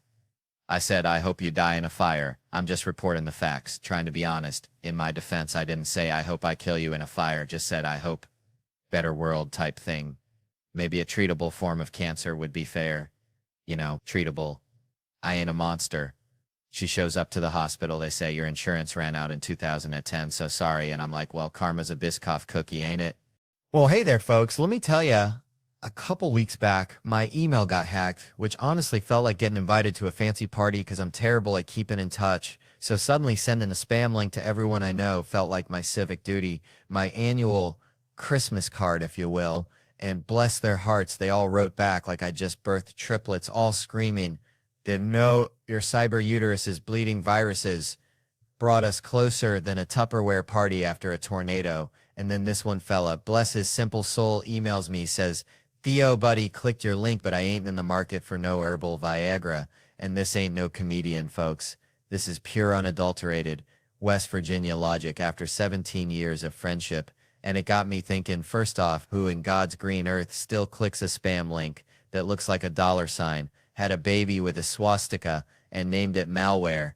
I'm talking if HPV was a website, this was it.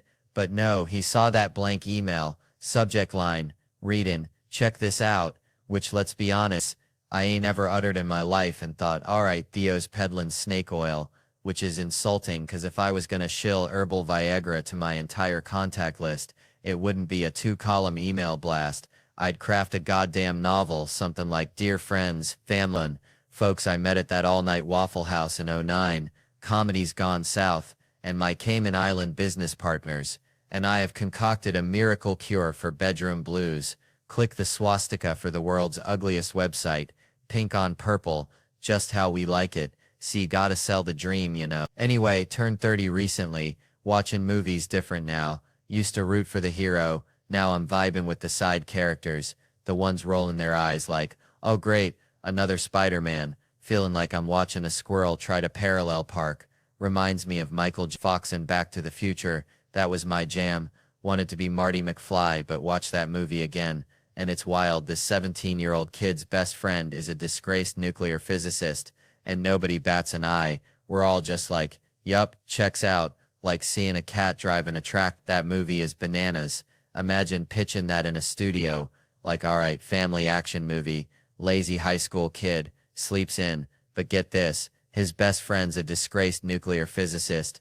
No, not a student, a 40-year-old weirdo, and the studio execs nod. Okay, they build a time machine, stop the Kennedy assassination, and you gotta swallow your pride, say, nah man, he goes back in time, tries to hook up with his mom, watch their faces, but don't worry, Biff shows up, tries to assault her, dad saves the day, and we're saying a white guy wrote Johnny B. Good, and some head green like that. That's Hollywood, folks, like a raccoon running a bank. Only in America they ask if it's Back to the Past, but you gotta stick to your guns. No, Back to the Future, 'cause only in a movie can you have a disgraced nuclear physicist and a horny time-traveling teenager in the same frame. It's like a fever dream in a can, like putting ketchup on grits, just plain wrong but undeniably entertaining. And people ask me if I smoke marijuana. I tell I don't need another reason to crave Cheetos.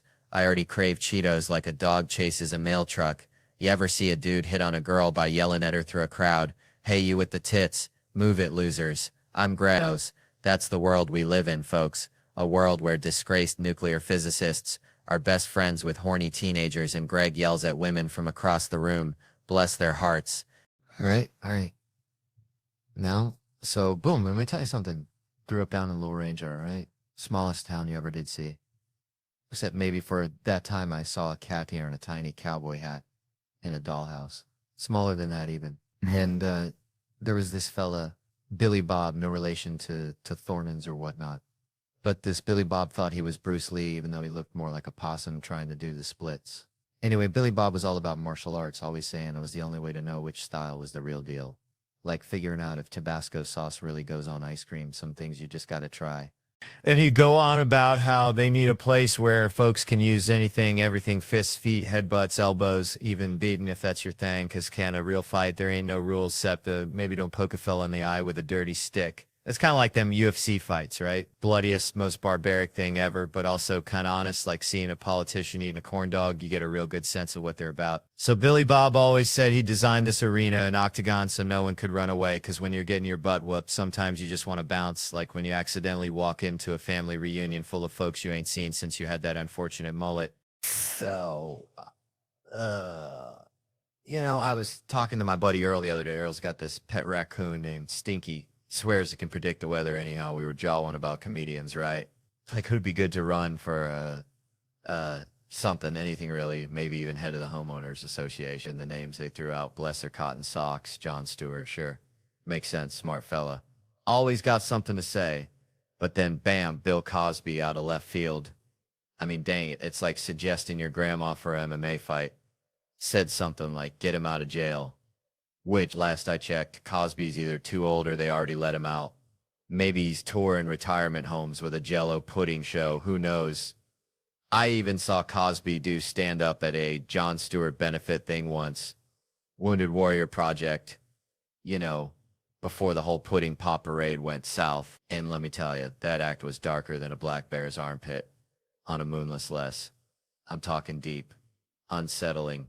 You're waiting for the punchline, but it just keeps getting more existential, like watching a squirrel try to bury a nut in concrete. Now, I ain't remember the specifics, something about cough syrup and airplane food, or maybe it was the other way around. It was before the accusations, like ancient history, so we were all kind of, sure, Bill, knock yourself out, thinking it was just regular old comedy, but now, looking back, that performance was a straight-up cry for help disguised as a Jell-O joke. And that's the thing about comedy, ain't it? It's like a canary in a coal mine. You can sense when someone's in a dark place. Kind of like Earl's raccoon Stinky when it starts hiding all the shiny objects. Right before a tornado, just a little unsettling feeling deep down in your gut that something's about to go sideways. Then growing up in Louisiana, you see some things. Like, remember old Clem used to wrestle gators down by the bayou, claimed he could whisper sweet nothings to him, but I swear I saw him bribe him with day-old donuts. Anyways, it reminds me of this time. See, I'm feeling myself, right? Thought I was all that in a bag of Zapp's potato chips. So this dude, he puts his hands on my face like he knows me, and I'm like, hold on, partner, we ain't that close, you hear? But then I see at the stance the crazy eyes like a possum cornered in a Walmart parking lot. I'm thinking, Kev, you're about to get socked. Better throw that haymaker, so bam, right in the kisser. Never punched a man in the face before. Felt like winning the lottery and losing your teeth all at once, so I'm hyped, celebrating like I just won a crawfish eating contest. Yeah, bitch, you don't want none of this. Feeling like a real OG, but then reality hits you like a catfish to the face. Jail time, one bed, one blanket. Suddenly you're offering bedtime stories, but then he tackles me mid-speech like a linebacker going after a toddler. I'm thinking, bro, I'm tiny. I got a low center of gravity like a bowling pin. I ain't going down easy, so I start uppercutting him, giving him the old Louisiana shuffle. He's losing, starts yelling for Thomas, his security guard, and Wayne, my security. This big old fella got Thomas pinned against the wall. Looked like he was trying to teach him the electric slide. I couldn't tell if Wayne was helping me or just enjoying a good squeeze. Didn't ask, didn't want to know. So then it hits me, Dallas, Texas. Getting arrested here is like ending up in a Nickelback concert. Ain't getting out till Tuesday. Gotta get out of here. Nate, my driver, bless his heart, he was OG. All right, gets the car, puts it on the curb, blocking everything. Never seen him so hyped, like he's directing a bank robbery, telling people to stuff my head down so the cops don't see. That's when I realized Nate probably used to be a hitman or something. Then he snaps at me saying, Kevin, you got a career, movies, TV, you're throwing it all away for a street fight. Like I just bought a fidget spinner at a pawn shop. Then he's back to yelling about cops. We gotta go, but it's too late. We get locked up right there. Cleveland, I love y'all. Good night. And that's how I ended up sharing a cell with a dude who thought he was a heater on me.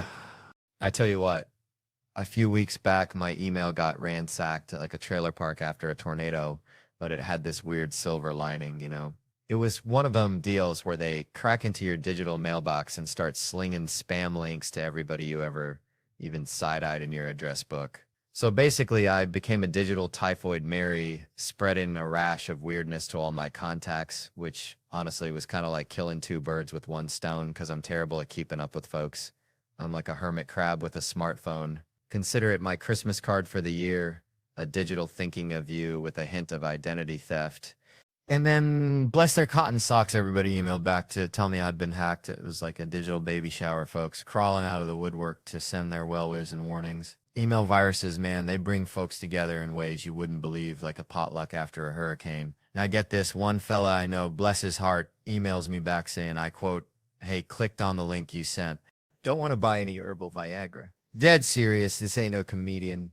I've known him 17 years. He's dumber than a box of hair. That's the long and short of it. So, a few things tickled me about this whole shebang.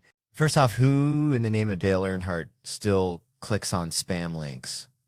And this link, mind you, looked like it was cooked up in a meth lab, dollar signs and swastikas, like HPV wrote a website.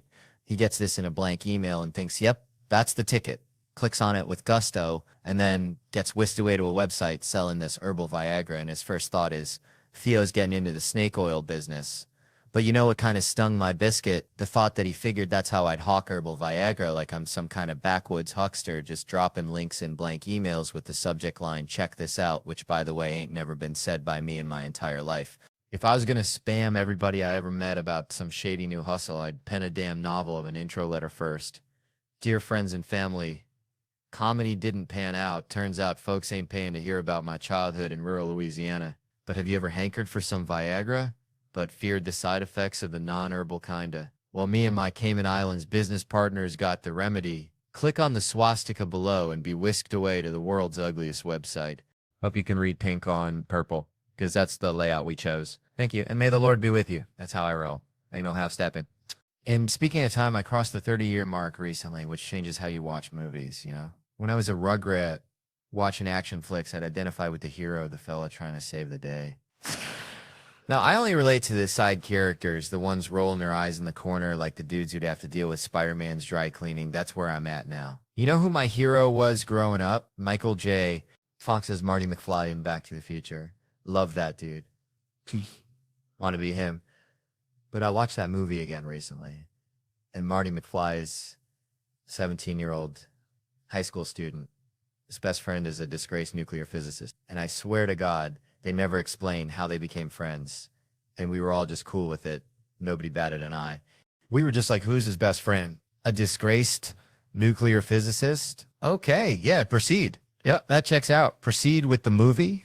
Back to the Future is a classic, no doubt, but it's a downright bizarre movie. I'm telling you. Imagine the pitch meeting. Two fellas strolling into a movie studio saying, okay, we got an idea for the next big family action movie. It's about a fella named Marty. He's a high school student. Real lazy. Always sleeping late. The studio guys are like, okay, is he cool like Ferris Bueller? And the writers are like, nah, but he's got a best friend. Yeah? Who's that? Oh, just a disgraced nuclear physicist. I'm sorry, is this another student? Oh, no. This other guy's like 40 or 80. We ain't sure how old he's supposed to be.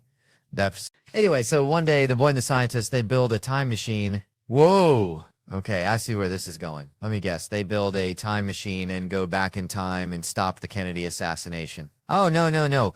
It's a real good idea. We didn't even think of that. Okay, well, what do they do with the time machine? Well, now I'm embarrassed to say. All right, here goes nothing. We thought it'd be fun if the boy, went back in time and tried to make moves on his own mama. So we thought that'd be a hoot. And then, oh yeah, no, but don't worry, he doesn't actually get to Netflix and chill with his mom because this family friend named Biff shows up and tries to have his way with her in front of the son. And then the dad, he has to defend her honor. And we're also going to say that a white man wrote Johnny B. Good. So we're going to take that away from them too, just for kicks. Well, this sounds like a fantastic movie. We are definitely going to make this. Now, you say they go to the past. You want to call it Back to the Past? No. Back to the Future. Right, but they go to the past. Yeah. But it's like, what? The sweet tea is going on. Lucy, Kukshan Trichiljo, friend old friend UPI.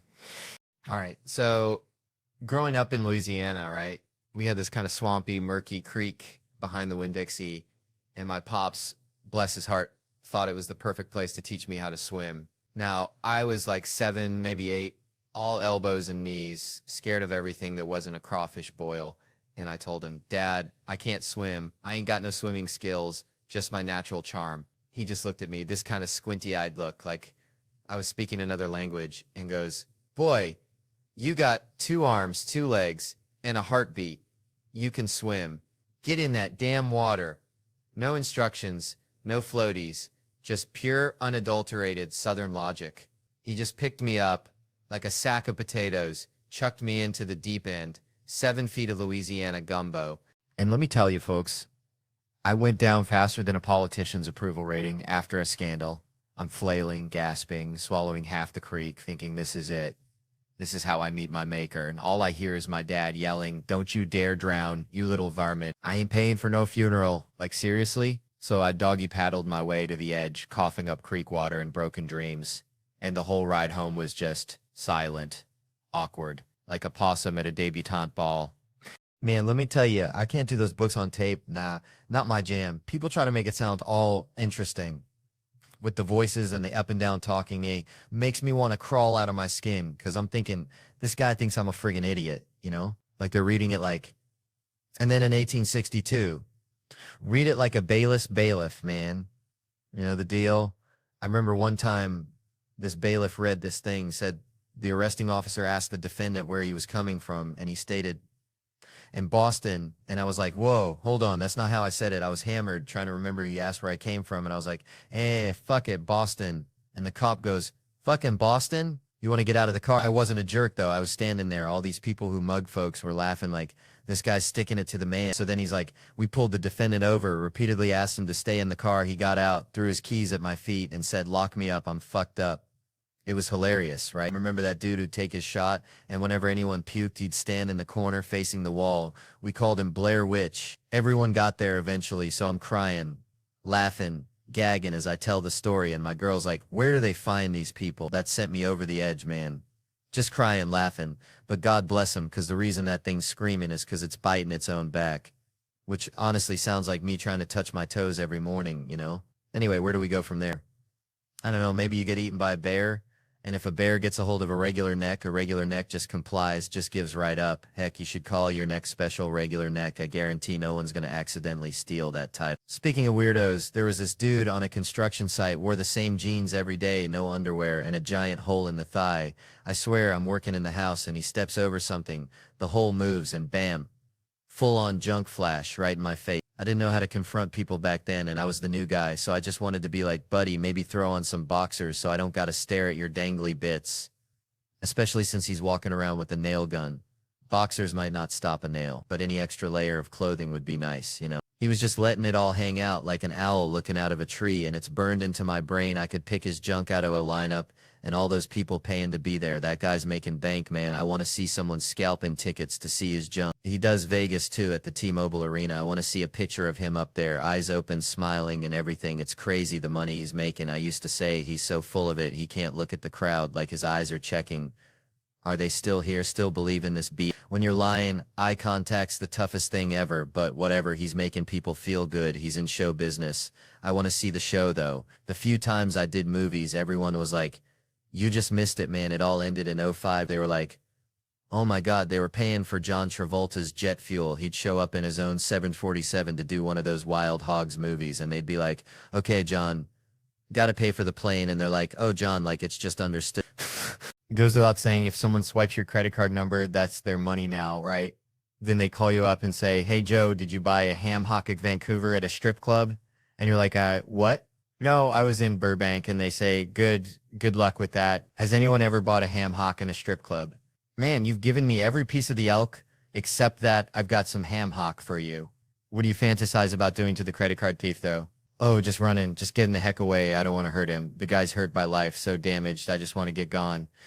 I always picture those scammer folks, and I have a giant roll of duct tape, and I just put it on their mouth like a cartoon, not like speed, more like cartoon level. I put it on their mouth and go, And the last one comes up and over their head, the rest of the roll hanging down awkwardly, and I just go back to eating, and they got to sit there and slowly peel it off. The only way I could get through that basketball game was if I already told my wife the guy annoyed me, and then I'd just egg him on. Why doesn't he play him? And she'd start kicking me under the table because she was laughing. Hey, everyone, I'm Ivanka Trump. She's like Tracy Lord's sister in the 80s, got good-looking kids, amazing. She's good-looking, too. Good for him, good for him. And if Bill Clinton wants to vaguely look in the direction of a beautiful woman, that's his right, you know? Man, I was just back in my hometown, you know, in Lawrenceville, Louisiana, population smaller than the number of teeth my Uncle Earl lost to possum wrestling. And this fella, bless his hair, tried to connect with me over grits at the Waffle House. grits. Like, that's the best we got, buddy. But it got me thinking, see all these gigs, city after city, and folks are always asking, Theo, are people the same everywhere? And I tell you, some places are like a stale gas station burrito, just plain wrong. But underneath all that, deeper than the mud on a gator wrestler's boots. Everybody, and I mean everybody, just wants to connect, you know? Like when you see a hound dog and you just know you got to give it a belly rub. It ain't about the language. It ain't about the fancy cars or the teeth. It's just that human or canine urge to link up. And when you got chemistry with someone, that real stuff, it's like finding a $20 bill in your grandpa's overalls. Pure gold. Do you want to hang, maybe date, maybe even, and I ain't judging, maybe you want to bury him 18 miles west of Lake Worth and get a little thrill every time you drive by. We all have our things, right? But sometimes, Lord have mercy, sometimes there ain't nothing there, like trying to make sweet tea with salt water. I'm checking in at this hotel the other week, see, and this dude behind the counter, he hits me with the small talk shotgun. Where you from? Los Angeles, I say, hoping to shut it down quick. But he's like, oh yeah, I got family in Denver. I'm thinking, dang, what are the odds? Then he drops the bomb. Yeah, they got a furniture store. I'm trying to be nice. I like to sit on furniture. All right. Settle down, folks. Let me tell you about my Aunt Shirley. Sweet lady. Bless her heart. Used to collect porcelain dolls. Hundreds of them. Creepy little buggers staring at her like they knew your deepest, darkest secrets. Anyway, she swore one blinked at her once. Said it was a sign from Elvis, who apparently communicated through antique dolls now. That's about as believable as trying to explain something on the internet these days. It's all just absolutes, like that Kaepernick fella taking a knee, trying to talk about police brutality. Something real, something that needs addressing, but folks just heard knee and saw a flag and lost their dying minds. My brothers fighting in Iraq, they yell like Kaepernick's knee was causing sandstorms or something. It's like trying to explain to a squirrel that acorns are food, not currency. Just ain't gonna happen. Reminds me of trying to get abs. Remember that? Used to think I'm gonna have a six-pack by summer. Ended up looking like I swallowed a keg. The effort involved. Lord have mercy, personal trainers yelling at you. Chefs making you eat sprouts that taste like sadness. Electrocution making you question your life choices. All for something you can achieve by breathing wrong. Meanwhile, getting fat. Now that's effortless. Just lay on the couch, shoveling in those sweet, salty treasures like a dang gopher. No trainer needed. Just pure unadulterated bliss. See, growing up, my family wasn't exactly huggy. More like two cacti trying to dance. Awkward and prickly. First hug I remember was when I moved out, and it was just bam, done, like two parking meters bumping uglies. Haunts me to this day. I gotta yell at that memory sometimes just to shut it up. Shower regret is real. Let me tell you, that's where all the dumb stuff I did in third grade comes back to haunt me. But I asked my mama about the lack of affection. You know what she said? Your daddy didn't want me hugging you boys, might make you gay. Lord have mercy. That's like saying, eating grits will make you speak Cajun. It's just plain wrong. But she was protecting him. See, he was afraid of raising sissies. So he sacrificed our hugs for the sake of machismo. It's twisted, I know, but hear me out. That's family, right? My dad was trying to improve on his childhood. Probably grew up in a barn where affection was a sign of weakness. So he took it from don't change his diaper, let him wallow in his own filth, to no hugs or else. And maybe, just maybe, if I ever have a kid, I'll take it one step further. No drama class. I'll yell, not 'cause I hate drama. Well, maybe a little, but 'cause I'm improving on my dad's childhood. Keeping the grit, tossing the hug phobia, you know? It's not homophobic, folks. Daddy issues, manifested as a deep-seated fear of velvet costumes and interpretive dance. Unless we at Fame High School, then throw cottage cheese at everybody. Man, I remember back home, Shreveport, Louisiana, we had this cat, Cletus, that looked just like a possum wearing a MAGA hat. Always yelling about the government. Cletus, bless his heart, thought fluoride in the water was a conspiracy to turn us all into frogs. Frogs, I tell you. And it reminds me of something Shane Gillis said, right? Gillis, that's a name that rings like a rusty old church bell, you know? He had this joke darker than my mama's burnt gumbo about Trump getting shot. Now, I ain't wishing no harm on nobody, except maybe mosquitoes and telemarketers. But Gillis painted this picture, see, Trump standing there, mouth running faster than a coon dog after a squirrel, probably bragging about his golf score, then bam, out of nowhere, just goes, like a busted lawnmower. And that's the kind of humor that sticks to your ribs like gravy on a biscuit. It's wrong, but it's funny, like seeing a squirrel wearing underpants. But then Gillis, That wild card throws Biden in the mix, saying he's so out of it. You could just walk up and boop, tap him on the nose, no security guard even bat an eye, just Mr. President. How the hell are ya? Like, he's a stray dog you just met. It's like, dang, that's savage, almost like comparing a Ferrari to a horse-drawn buggy. Ain't saying it's right, ain't saying it's wrong, just saying it's something. Makes you think, makes you think about how weird this whole dang world is, kind of like seeing a cat driving a tractor, pure chaos. All right, folks. So growing up in Louisiana, right, we had this one neighbor, Cletus, real character, always wore a coonskin cap. Even in July, looked like Daniel Boone went bankrupt, started selling fireworks out of his trailer. Anyway, Cletus was convinced aliens were stealing his garden gnomes. Like every week, another gnome gone, vanished, and he'd blame it on them dang space critters. Now, I ain't saying Cletus was wrong, but he also thought Mountain Dew was a health food, so grain of salt, and it reminds me of these new Nazis popping up, acting like they just discovered hating folks. See, back in my day, Nazi was just something your mom called you when you wouldn't clean your room. Like, Theo, you're being a real Nazi about these Legos, not some actual belief system. These new ones, though, they got this whole thing about Jews ruining everything, and I'm like, hold on a dang minute. My wife, Anna, she's Jewish. I married into this thing. I got the official decoder ring. I know the truth, and let me tell you, blaming the Jews for everything is like blaming Cletus's missing gnomes on the aliens. Maybe check the raccoons first. Speaking of Anna, I was telling her the other day, I said, honey, we've been hitched for like 3.5 years now. You cool if I still crack jokes about you on stage? And she just shrugs and says, yeah, go ahead. Just don't say I'm a bitch and you don't like me. I almost choked on my sweet tea. The bar is so low. It's practically underground. I mean, that's it. That's the limit. A show about how I hate my wife would be a damn disaster. It'd be like a men's support group hosted by John Voight and Alec Baldwin. Yikes. No thanks. Truth is, Anna is a bitch. A dynamite 5-foot Jewish bitch. And I love her to death. We're polar opposites. She walks around like she's immune to opinions, doesn't give a hoot what anyone thinks. It's beautiful. I, on the other hand, need everyone to like me all the time. It's exhausting. She says being with me is like dating a mayor running for the Mayor of Nothing award. We went to Best Buy the other day to get a TV. Didn't even get the TV. I was too worried the sales guy would be mad. So I bought an HDMI cable just to smooth things over. Anna's standing there, stone-faced.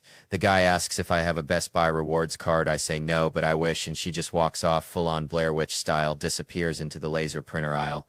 I'm left standing there like a dang fool. The guy tries again, want a rewards card? I say no, even though I just implied it's my greatest desire, 'cause I'm picturing telling him I'm trapped in a loveless marriage with little Miss Jesus Christ, who won't let me achieve my true potential. So one day I'm gonna leave her and finally get that dang rewards card, and she's all like, Jesus Christ, Theo, you're never getting that rewards card. See, that's the Catholic versus Jewish thing. I was raised Catholic, she was raised Jewish, two different worlds. We were talking about it the other day, not about kids though, 'cause we ain't having those, everyone always asks. And I'm like, I don't know, never is a long time. 14 years ago, I smoked cocaine the night before college graduation. Now I'm afraid to get a flu shot, so who knows what tomorrow will bring. Maybe I'll finally get that Best Buy rewards card after all. All right, how y'all doing? That's what I like to hear. Yeah, Theo Vaughn here, let me tell you something. Grew up in the sticks, Louisiana. We had this old hound dog, Blue. Sweetest thing, but dumber than a box of rocks, I swear. He'd chase his tail till he passed out, then wake up and do it again. Just pure unadulterated joy in that dog's heart. Reminds me of my cousin Earl, bless his soul anyway. Saw some fancy water backstage, thought I'd grab a sip.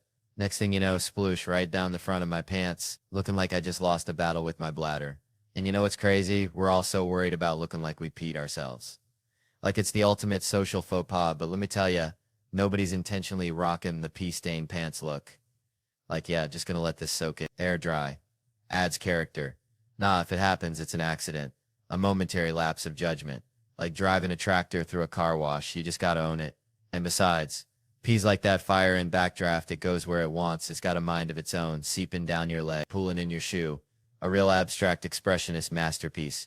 But that got me thinking.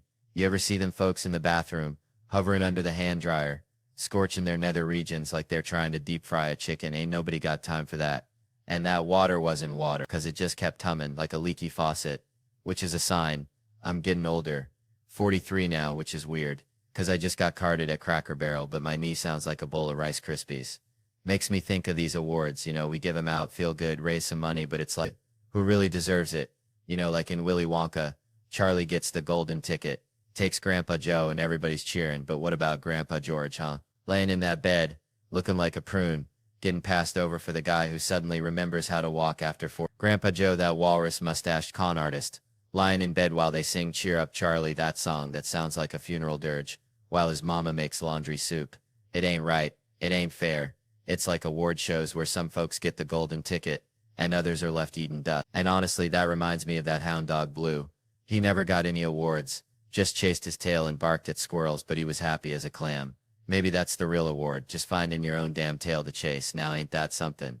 All right. So let me tell you something about growing up in the bayou. See, we had this pet raccoon, right? Named him Earl, because he looked like my Uncle Earl after a crawfish boil, all red-faced and kind of sideways. Anyway, Earl, bless his heart, he was dumber than a box of rocks, but he knew one thing: survival. And that reminds me, I saw this lady up front here sleeping like a possum in a sunbeam, and it just hit me. We're all just trying to survive, ain't we? Like this guy's trying to get his wife a Mai Tai for her birthday, bless his heart, and she's out cold, probably dreaming about saving lives at the hospital because she's a nurse tech, a real-life superhero, you know? And nurses, man, they're like cops. They deserve to unwind, get a little goofy, because they see some crazy stuff that would turn your hair white faster than a skunk at a Klan rally. But see, here's the thing, right? Everyone, and I mean everyone, gets a little cranky when they're hungry or sleepy. It's a universal truth, like gravity or the fact that grits are delicious. But my grandma used to say, a fed woman is a happy woman, and that's probably why my grandpa kept a jar of pickled okra in his pocket at all times, in case. So maybe this lady ain't cranky. Maybe she's just waiting for a man to finish telling this story, because let's be honest, a good story is like a warm hug on a cold day, or a perfectly fried catfish sandwich with extra tartar sauce. It just hits the spot, you know? And hey, if a little heckling makes it better, then bring it on, baby, because I'm just here to entertain, like a banjo-playing monkey at a county fair. Weird, maybe a little offensive, but you won't forget it anytime soon. All right, settle down, y'all. Let me mail you something. Grew up in this town, see, smaller than a gnat's patootie, where the biggest excitement was when the Dollar General got a new shipment of off-brand cheese puffs. My mama, bless her heart, she used to say I had the social skills of a feral cat, which fair enough, because I preferred hanging with the stray dogs down by the creek, trying to teach them Shakespeare, because, you know, even mutts deserve a little culture. One time, I swear, I saw old Blue, hound dog, with one ear missing.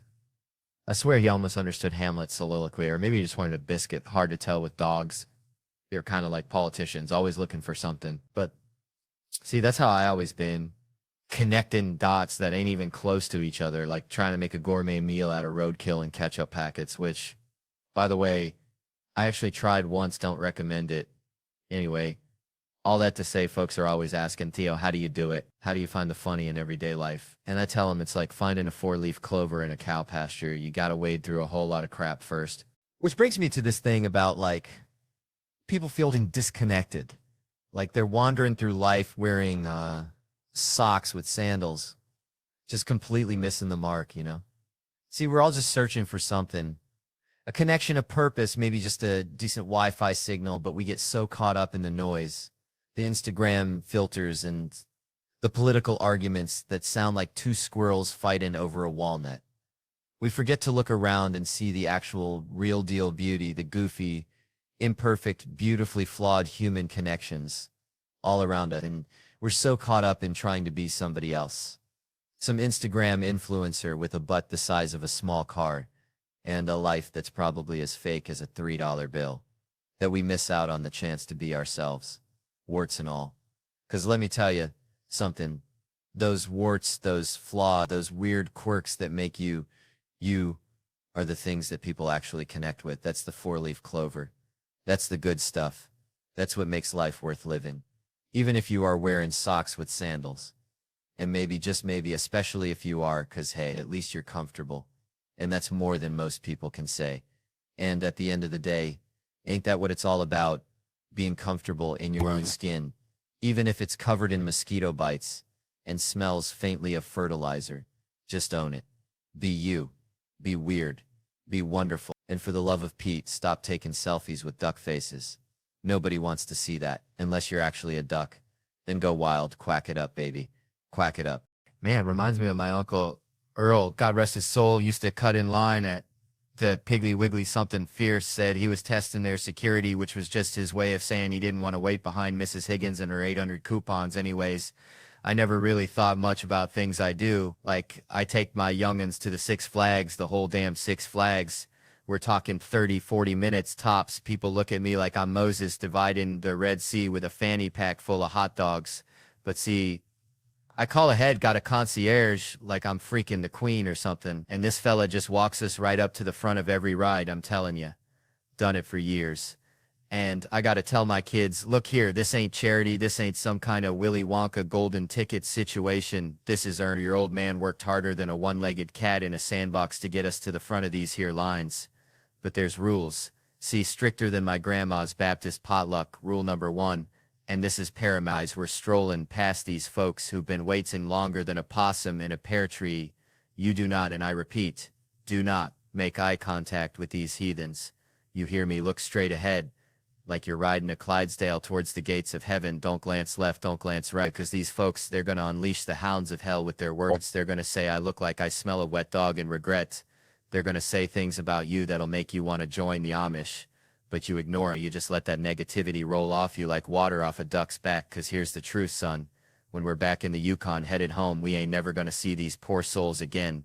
They're going to be stuck in that line, hotter than a jalapeno in July. Probably still arguing about whether the guy with the Mickey Mouse ears cut him off, and honestly, they're probably going to be in a line for the rest of their lives. Ain't that something? Just a line, folks, just a line. All right, settle down, y'all. Let me tell you something, my cousin Ricky, bless his heart, he used to try and catch squirrels with a butterfly net, right? Butterfly net. Said he was going to train him to pull a little wagon like a gosh darn miniature Clydesdale team. And I'm sitting there thinking, Ricky, you're about as likely to train a squirrel as you are to teach a possum to play the banjo. But hey, that's Ricky. Reminds me, people laugh at folks' imperfections, their little stumbles and bumbles, you know, physical flaws, things you can see plain as day. And yeah, it's funny sometimes, like when I tried to wear Crocs to a wedding. Hilarious. Disabilities, that's a whole different ball game, ain't it?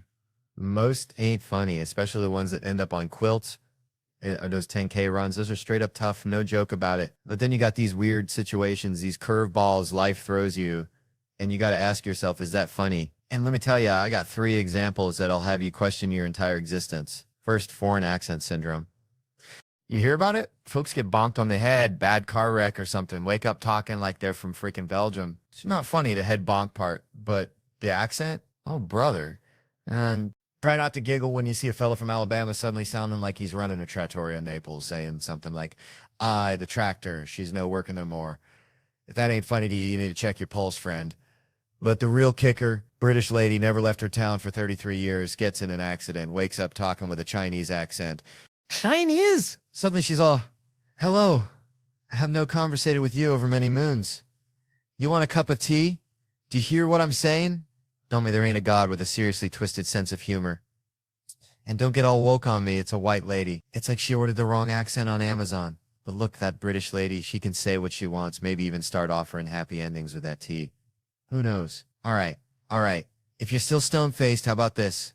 Persistent genital arousal disorder? Basically nonstop, you know. Every 90 seconds. Imagine trying to hold down a job like that. Trying to sell someone a used car. This baby's got low mileage. Bam. Or getting groceries. They can't get any peace, any calm. It's just a mess. It's just, can I try on this shirt? Forget the shirt. I need new pants. And some poor soul's got both those afflictions. Can you imagine? Sorry to hear about your dad passing away. Ooh, that feels good. I just made that up. Maybe not funny to you, but I'm rolling with it. Still not convinced? Tourette's. My 5th grade Catholic school. New kid walk in on a Wednesday mass day. Priest starts, in the name of the Father. Kid, infant yells, fuck your cunt. Silence. Priest keeps going, Holy Spirit. Kid again, lick my balls. Fuck you. I'm dying. Trying not to explode.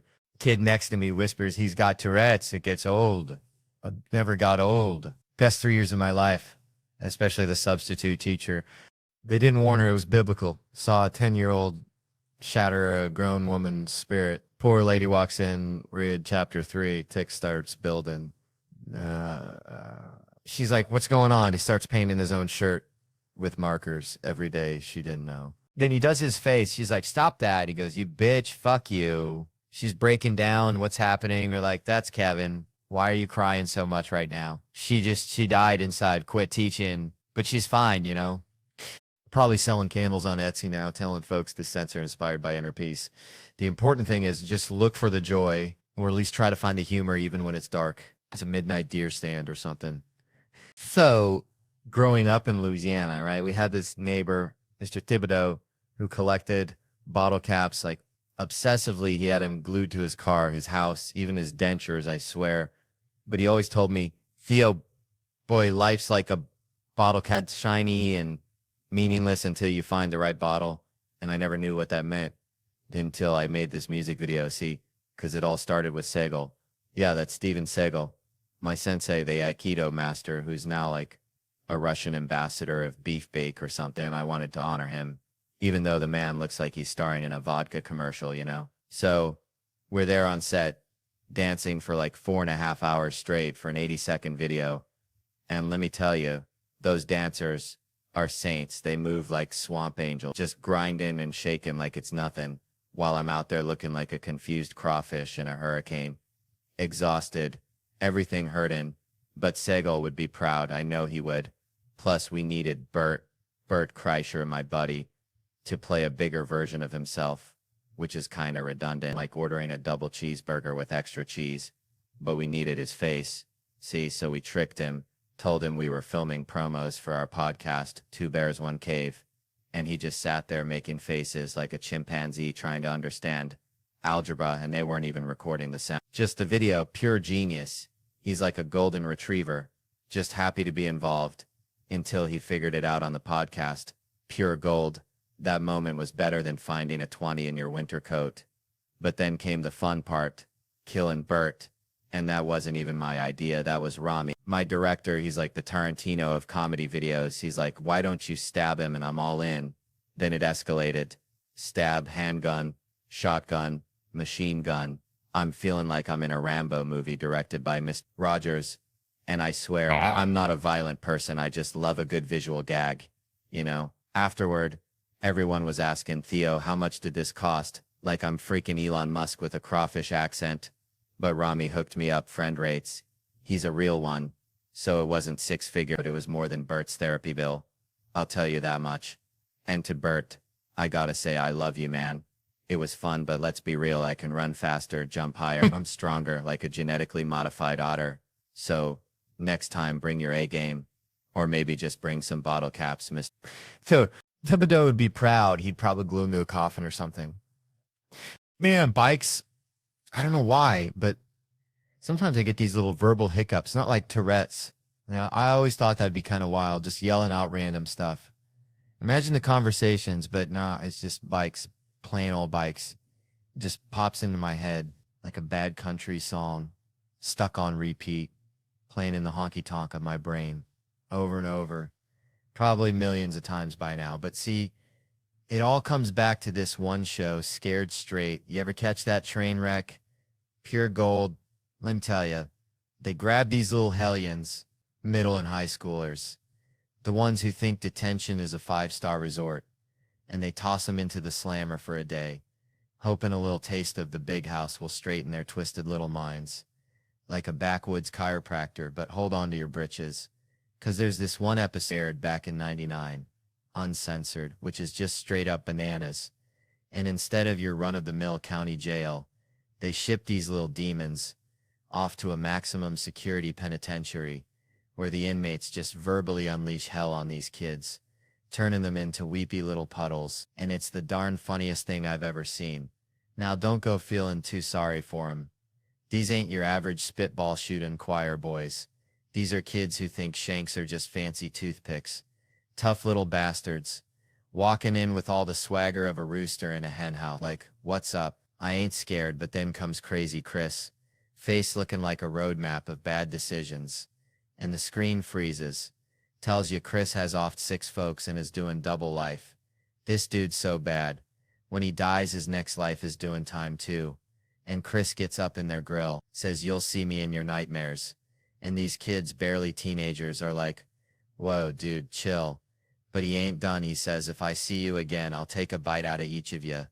And they're practically signing up for Sunday school right then and there. But then comes the next guy, walks up and says, hold my pocket. Makes him walk around, hold me inside of his pocket. Now, I don't know what you know about prison, but holding another dude's pocket is like wearing a neon sign that says, kick me. And this ain't just about the pocket hole. They spouting the most ungodly things at these kids. Talking about breakfast and stuff you can't say on TV, like he's running a twisted little Abner comic strip in their heads. There's this one kid, all of 13, looking like a dandelion in a hurricane. Bowl cut parted right down the middle like a dirt road. And this prisoner asks him why he's there. And the kid mumbles stealing. And the prisoner leans in, all menacing. The fuck you took. And the kid squeaks out bikes. And the prisoner just booms. Bikes, and that's it. That's why I yell bikes. See a bike store, holy moly, it's like a primal scream therapy session in my Honda. My wife's about had it. She just sighs and says you get one. So I gotta make it count. I pull over, roll down the window, wait for some poor soul to be checking out the sidewalk display, gazing at some shiny new Schwinn. And when they find the one, the light hits it just right, they're about to make a move. I unleash the beast, bite, I yell, and they jump back like they seen a ghost. Then I add for good measure, stop selling drugs, and I peel out of there, leaving them standing there, wondering if they just stepped into some kind of backwoods fever dream. Kinda like this whole story, ain't it? So there I was back in Louisiana, right? And my buddy Dale, bless his heart, he's got this theory about lubes. You see, he reckons women got a secret stash, squirrel hiding nuts for winter, but it's KY jelly, man, just waiting for the opportune moment to unleash it. Sneaky like a gator in the swamp, and it all ties into this whole nasty thing because Dale says women got this unlimited supply of it, like bottomless crawfish etouffee, but men were running on fumes, you dig? We start out all fired up, thinking we're going to reinvent the wheel and maybe even mount a brick on the gas pedal and let the car ghost ride while we're out there buck naked, just pure unadulterated Louisiana crazy. But then reality hits like a mosquito the size of a damn hummingbird, and suddenly we're reaching for the blow dryer, trying to figure out how to spice things up because the imagination wells run dry, emptier than a church on Saturday night, and you're thinking, Lord, maybe the cat and the dog can settle this argument, because that's how far gone we get, just grasping at straws, you feel me? Which brings me to this whole double date thing. See, it's a competition, plain and simple, like two roosters in a chicken coop, one little kiss and bam, it's on. She's looking at you like you owe her a damn diamond ring. And the only way to win is to go full tilt boogie, which, let's be honest, ain't always the best course of action, because women, they talk, they share, they dissect. It's like a goddamn autopsy on your relationship, and next thing you know, at least I don't eat ass is flying across the table like a stray firework, and you're sitting there with the U8 ass face contemplating your life choices, wondering how you ended up in this god-forsaken mess, wishing you could just disappear into the nearest plate of jambalaya. And then there's Ray, bless his heart, always with the damn resume. I got 3 movies coming out, they all hot, like I give a damn what time it is, D. Ray, I just want to know the time. And then Harry, man, don't even get me started on Harry. He's got more tats than teeth and a whole lot of attitude, telling people not to touch him unless they want to see his other 6 tattoos that represent, I'm not going to say what, but let's just say it involves a dirt nap. All this just to tell you, even though I'm like a Kevin Hart of the South, there is always someone who believes he has more bodies ready to get stacked. So just remember to be kind and tell the crazy man he's looking good, and then slowly back away. Oh, and hide your ass. All right, on the way. What up? Let up. Let me tell you something. I was driving here from the airport, right? And I saw this bumper sticker, keep the country, country. And I thought, damn, that's like me trying to keep Theo, you know? Like, good luck with that, buddy. I'm a runaway train of weirdness, always have been. Reminds me of my Uncle Dale back in Louisiana, bless his heart. That man thought he was a squirrel, not like a metaphorical squirrel, like legit burying nuts in the backyard, chattering at dogs. We tried to tell him, Uncle Dale, you're a 6'2" plumber, not a rodent. But he'd just stare at you, twitch his nose, and scamper up a pecan tree. Now, hear me out. This ain't about squirrels, although maybe it is. It's about locals, right? Like, what is a local anyway? Is it about birth certificates? Is it about speaking pidgin so good you can order a shave ice blindfolded? Or is it about something deeper, like having the mana, the aloha spirit, the thing that makes you not want to punch a tourist in the face when they ask you where they can find the authentic Hawaiian experience? See, I think it's kind of like my Uncle Dale. He wasn't born a squirrel, but damn it, he became one. He embodied the squirrelness, you know? He lived the squirrel life, and maybe, just maybe that's what being a local is all about. You don't got to be born here, but you got to become Hawaii. You got to respect the land, the people, the culture, the pineapples that allegedly make your jizz taste like sunshine. And if you can do that, if you can embrace the weirdness, the beauty, the keep the country vibe, so, well, then you just might earn your place in the Ohana, even if you still can't pronounce Helma Hamuna Kunuko Pua. And if you can't, well, just blame it on the Micronesians. They'll understand. I'm just kidding. Micronesians, I love y'all. You're the reason I'm not the most hated guy on the island. That's a precious, precious gift. Thank you, Jesus. Man, back in Shreveport, we had this drinking crew, real deal redneck poetry slam. You know, me, Mark, Sam, and this dude Soder, who looked like if a scarecrow and a golden retriever had a baby. And then there was Nate, bless his heart. Nate could only book gigs at this place near Broadway, like the armpit of the New York comedy scene. They call it the world, like a Walmart greeter directing you to enlightenment, and he'd be doing unpaid sets at 11 p.m. while they're charging cover. This is like prehistoric comedy days, like finding a fossilized microphone, and this is before Soder was selling out stadiums.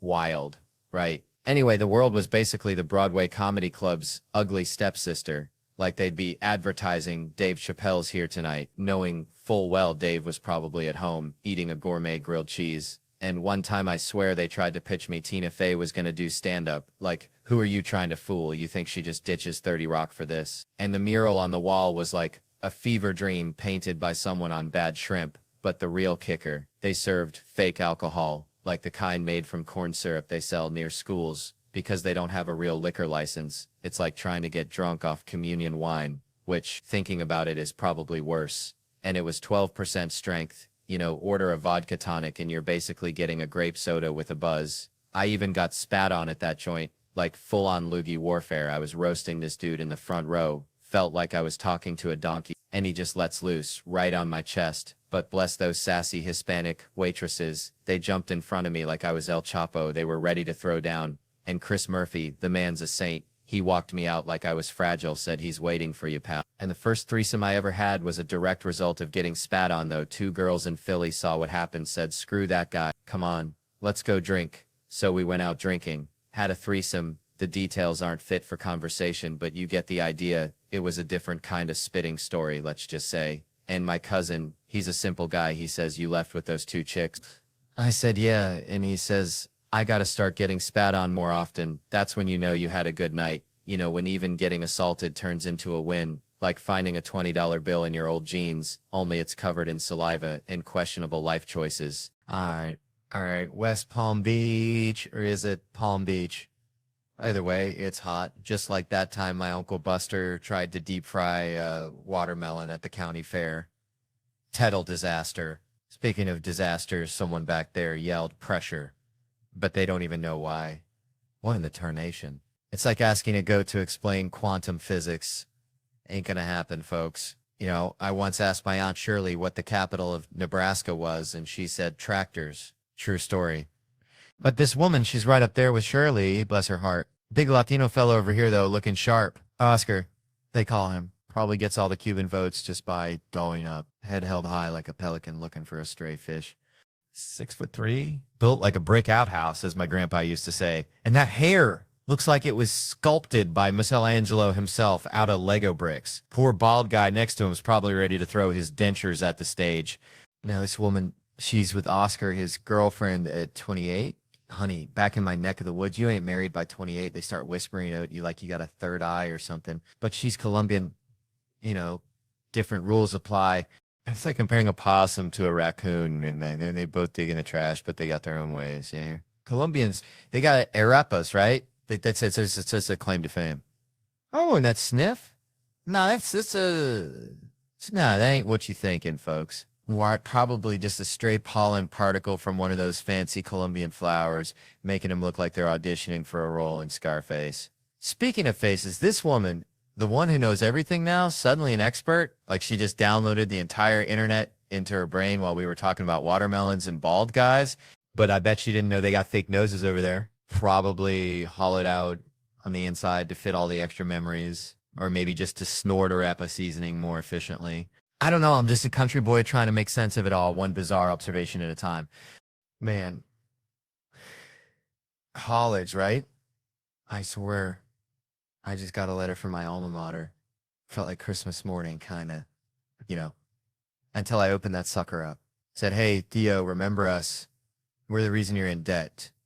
Just kidding, mostly. Then they hit me with this line, and I'm paraphrasing here because I threw the damn thing in the trash after, but it was basically, hey, cough up some dough. We want a gift, but, only if it jingles. Now, I'm no mathematician, but back when I was slurping ramen in that glorified daycare, I was forking over about 15 grand a semester, twice a year for 4 years. Do the math, folks. That's like 120,000 clams. I practically bought the damn library. So, excuse my French, but are you telling me that after I essentially funded a small African nation's GDP with my tuition, you got the audacity, the sheer nerve to ask for more? What is this, a hostage situation? I feel like I'm dealing with my cousin Gary. Gary showed up to Thanksgiving wearing a wife beater asking for $20 for gas, even though his car's been up on blocks in the yard since the I-2K. Where's that money even go, college? Did you build a solid gold statue of the dean? Is there a secret underground bowling alley I never knew about? I bet it all went into those stupid study abroad programs where kids go to Italy and take pictures of pizza. Meanwhile, I'm eating ketchup packets in the library, trying to decipher Shakespeare with a hangover the size of Louisiana. I got buddies, they're all, Theo, be a good alum. Donate. They even wear the college t-shirt like they're still trying to impress their RA. Look, if you're a grown man still sending money to your old college, that's like still paying your ex-girlfriend's rent. She ain't coming back, buddy. You're just enabling her kombucha habit. That college, that's a $120,000 hooker and you fell in love with her. In the letter, they were all like, it's been a while since you donated. I felt like firing back. It's been a while since you housed and educated me. I thought we had a deal. I gave you my money. You gave me a piece of paper and a crippling sense of inadequacy, but they gave me this cinder block room, smelled like stale beer and regret, covered in a Reservoir Dogs poster and the first real heartbreak of my life and probably HPV. And that's it. That's the ROI? Man, what even is college? Seriously, somebody tell me, because I went and I still ain't got a clue. I was 18, looked like a thumb with hair, living like a ninja turtle on a diet of cigarettes, Adderall and Natty Light. It was a 4-year-long game show. Do my friends hate me or do I just need to sleep? But instead of winning money, you just lose a fortune. And the kicker? I agreed to this deal when I was 17, no lawyer present, wearing sweatpants with pizza sauce on the knee. That's gotta be illegal, right? They tricked me like Brendan Dassey on Making a Murderer. Pulled me out of high school, 2 guys in clip-on ties like, come on, son, do the right thing, sign here, you'll be an English major. And I fell for it. An English major. 120 grand so some professor could tell me to read Jane Austen and then I didn't. Y'all can laugh, but that's the worst financial decision I ever made, and I once bought a used jet ski from a guy named Bubba who claimed it was slightly haunted. Man, growing up in Tickfall, Louisiana, we only saw All Blacks on TV, like when Jason Momoa shows up at my gym, right? And he's all, Theo, you look different on TV like a fat piece of... Well, but then we hung out for 12 hours. Most genuine dude ever. Way more authentic than my own podcast partner, Brett. Like, I swear, Jason and I, we're practically blood brothers now, Anyway, never thought I'd do stand-up in South America. Figured I'd be wrestling gators till I croaked. But Buenos Aires, Argentina blew my mind. Ate like a king the steak. Oh, Lord have mercy. Then Chile was amazing. Lima, Peru, saw some family, good folks. In Mexico City, spicy tacos and sweet people. Flew home, catnap, then bam. 40-day European tour. That's like being shot out of a cannon made of schnitzel. Madrid, Barcelona, Copenhagen, Paris, London, Birmingham, Glasgow. Felt like I was on a dang space shuttle made of baguettes and bangers and ended up in Iceland, ice fire comedy like a Viking funeral for my voice box, And Tom, working for Tom is like finding a 4-leaf clover in a field of cow pies. I tell you, the man gets it. Treat your people right, they'll work their tails off. He's got a nose for good folks, surrounds himself with them, trusts them, creates this whole environment where nobody wants to let him down, like a mama bird nudging her chicks. Meeting Tom 14 years ago changed my life more than grits, changed my arteries. He's unconditionally supportive. Best year of my life. Love you, Tom. Feels like he took a chance on me, like finding a 20-year-old jeans, and I can't imagine touring with anyone else. Speaking of, there's Mike Cronin, opens for Tom 4 times this year, probably doesn't remember me, always staring at his phone, but he's proud of Tom, thinks he's a good person, asks for more money. Classic Mike. And then there's Sam, driving for Tom, been thinking long and hard, says he can't say anything good about the man. Reminds me of my Uncle Earl after too much moonshine, says he's mean. Even when he's nice, he's mean, says they work 7 days a week. No time off, hasn't seen his family in 4 years. Then he blows his nose real loud. Gotta do it again. Then serious face, says Tom's a good guy, pleasure to work for, easygoing. But here's the kicker, folks. Sam says Tom isn't funny, which is like saying a dog can't bark. And you know what? Maybe that's the secret. Surround yourself with funny folks and let them shine like fireflies in a mason jar. And maybe, just maybe, you'll get to eat steak in Argentina and laugh your way to Iceland, because life, like a good joke, is all about the setup and the punchline. And sometimes the punchline is just realizing you're surrounded by good people, even if one of them blows his nose really loud. Okay, so growing up in Slaughter, Louisiana, we had this neighbor, bless his heart, named Cletus. Cletus thought he was pregnant one time. Swear to God. Said he had morning sickness and everything. Probably just ate too many crawfish. You know how we do. Which got me thinking about this whole lake situation people be getting themselves into. Like, you ever had fake sex? I mean, you might think you're tearing it up on your side of the bed, but sometimes it's just a phantom limb situation. Know what I'm saying? Reminds me of this dude I saw at the gas station. All bedazzled skull, looking like Jumanji threw up on him. And I'm thinking, what kind of thug invests in rhinestones? He probably spent more on those little ass diamonds than my whole damn truck. And that's saying something, because my truck ain't pretty. It's like a rusty mullet on wheels. And speaking of things that ain't pretty, these fellas wearing suits look like they raided the deacon's closet, rocking those women's skinny jeans, thinking they're all that, but really they just look like a sausage trying to escape its casing. And I'm just saying, some people got too many teeth in their mouth, like a crocodile got hold of their chompers and just kept adding extras, you know. Which brings me to celebrities. Saw Lil Xan the other day, face tattoos and all, looking like a coloring book exploded.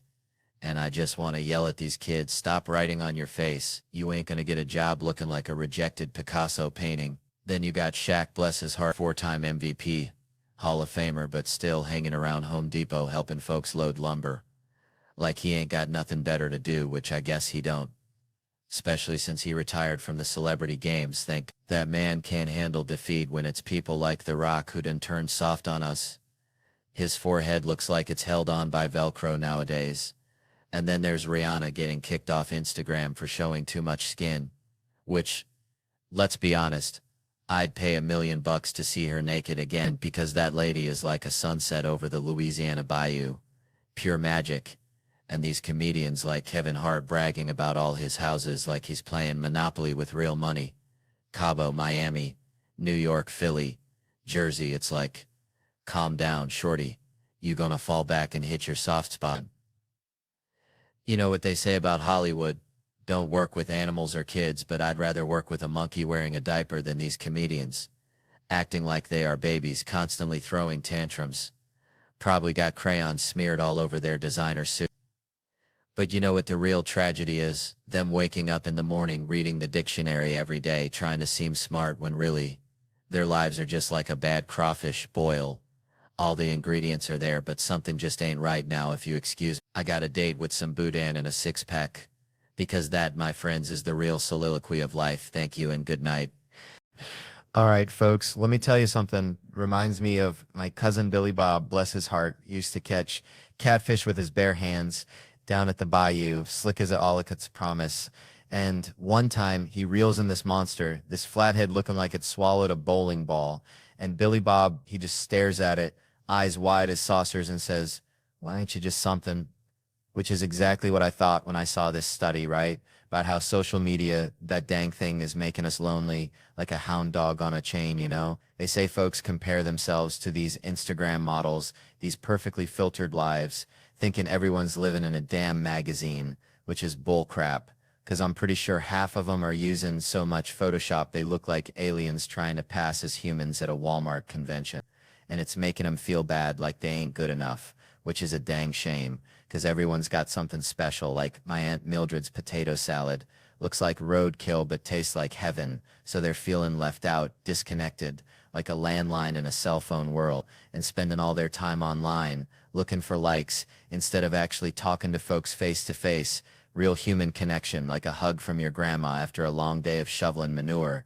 And it's a vicious cycle, a hamster wheel of sadness, where you just keep running and running but never get anywhere, never find true happiness, which, let's be honest, is probably just a warm plate of cornbread and a good dog anyway. So what I'm saying is, put down your phone, folks. Go outside, talk to a neighbor, pet a stray cat, maybe even learn to catch catfish with your bare hand. 'Cause life's too short to spend it chasing digital ghosts. And besides, that catfish might just teach you a thing or two about resilience, or at least give you a good story to tell next time you're standing in line at the Piggly Wiggly, trying not to compare your groceries to Miss Henderson's organic kale, which, let's face it, ain't never gonna happen, 'cause I am a simple man, and I like my Mountain Dew. Just don't be like my Uncle Dale, who thought the internet was a series of tubes, God rest his soul. All right, settle down, folks. Let me tell you something. Growing up in Tickfaw, Louisiana, we didn't have fancy stuff like, indoor plumbing that worked all the time, but we had Mama's chickens, bless their pea-sized brains. And one time, this rooster, old Cluck Norris, he was meaner than a junkyard dog with a toothache. Anyway, Cluck Norris decided my head was prime pecking real estate, so I'm running, screaming like a banshee, and Mama's yelling, "Boy, you gotta assert dominance. Show him who's boss." Now, I ain't never been good at bossing nobody except maybe my goldfish, Bubba, rest his soul, so I figured, all right, I'll try it. I square up to Cluck Norris, puff out my chest like I'm trying to audition for a Chippendale show at the VFW, and yell, "I'm the boss." Cluck Norris just stares at me, cocks his head, then bam, pecks me right in the dang eyeball, and I'm thinking, this is exactly how my dating life's been, right? You try to assert yourself, be all confident, and some rooster of a situation just comes along and pecks your eye out. It's like that comedian, what's his name, Sam Burrell? Heard he won some laughing skull thing. Bless his heart, sounds like something you'd find on a backwoods roadkill menu. Anyway, the point is, dating is a train wreck, I swear. Talking to this girl the other night, sipping my bourbon, and I ain't sharing, mind you, bourbon's like sunshine in a bottle. Only tastes like regret the next morning. She says, "That'll put hair on your chest." And I'm thinking, dang, gotta make sure I ain't growing no unexpected fur before I get intimate. Like checking the oil in a beat-up Ford pickup, you just gotta know what you're working with, It's a minefield out there, just like that time I kissed this girl at a party, hammered out of my gourd. She says she has a boyfriend, which is bad enough, but then hits me with the double rejection. Even if I didn't, I wouldn't be interested. Lord have mercy, it's like getting rejected from a job, and then the interviewer says, "And you're also too ugly for this plant." Brutal, just brutal.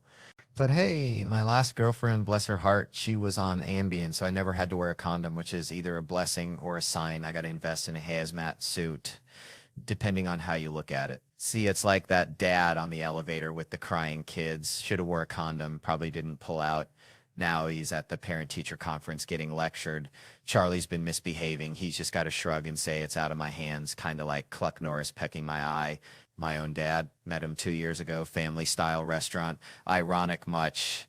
Should be broken family-style restaurants, right? You walk in, no waiter, just a note that says he left for cigarettes years ago, and for birthdays, instead of singing, they just whisper, "We forgot, sorry, we'll make it up to you."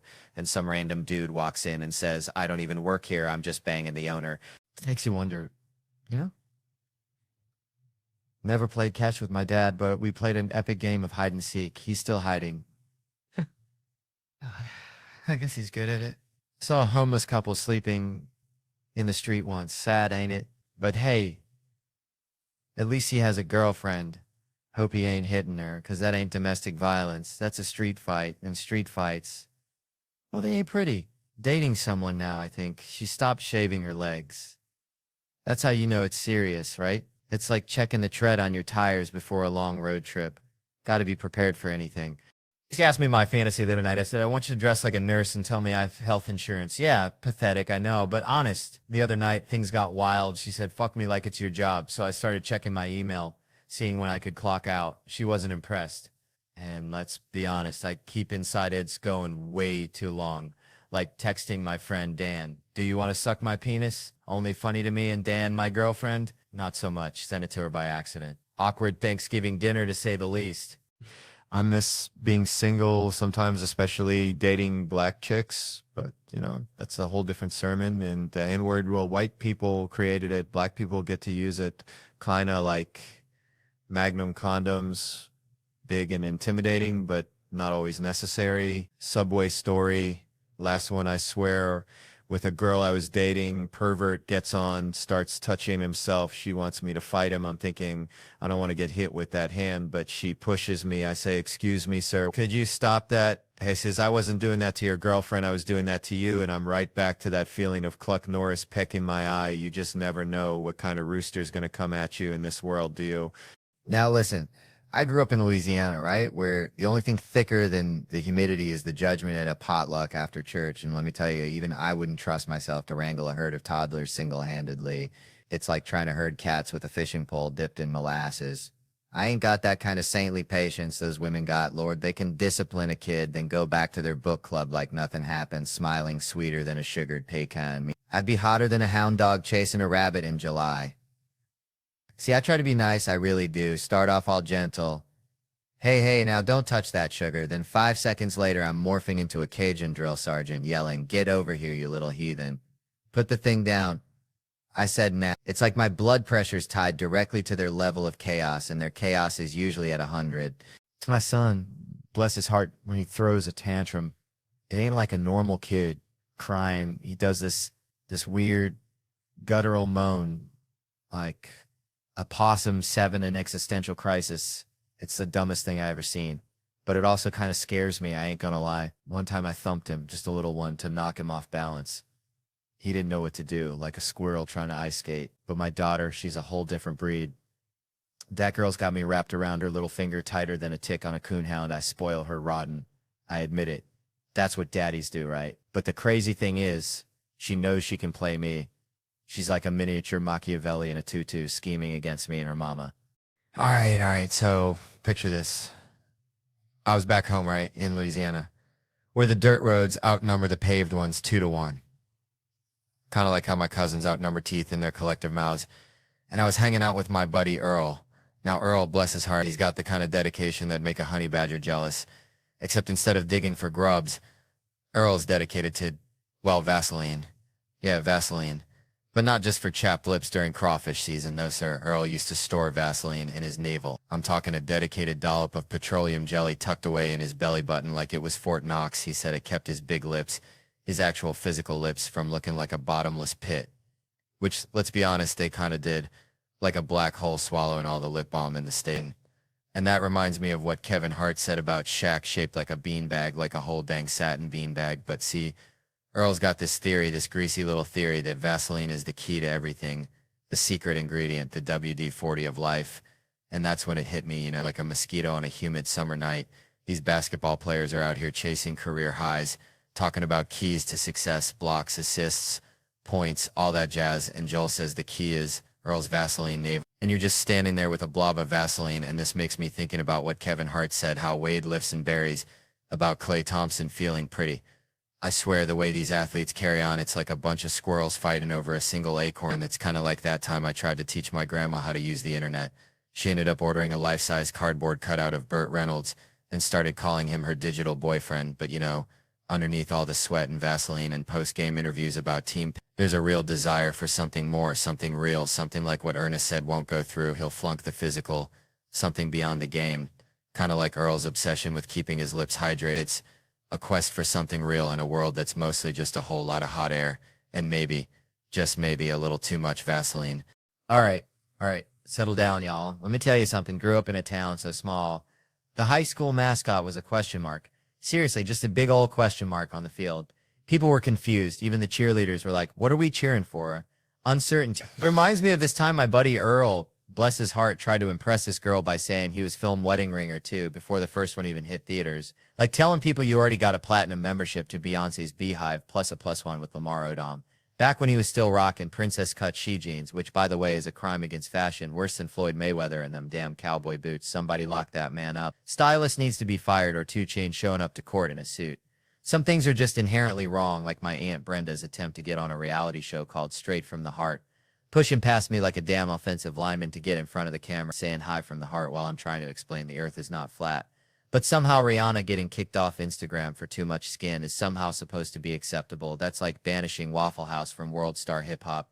Ruins the whole damn site, but honestly, I'd pay $1 million just to see her. Well, again, for the first time, but also knowing it's still Rihanna. So that brings me back to these co-stars I've been working with over the years. All of them except The Rock, that is, and The Rock hasn't helped one damn bit. Stevie, I'm looking at you. You ain't gonna help nobody except the inmates, Stevie. What is wrong with you? You look like you shop at the Velvet Sweatsuit store next door to Nacho Dick Emporium. And I swear to God, they are all just as ridiculous as waiting 45 minutes for a sandwich from Quiznos. Just needs more dreamers, and definitely not Will Packer sitting beside me at award shows. Fifth black dude in a row. I think they have a row of just like all the black folks just chilling there, and Amy Schumer is just getting it thrown in her face, which I'm okay with, and then Whoopi Goldberg just goes on The View and says some wildish shit.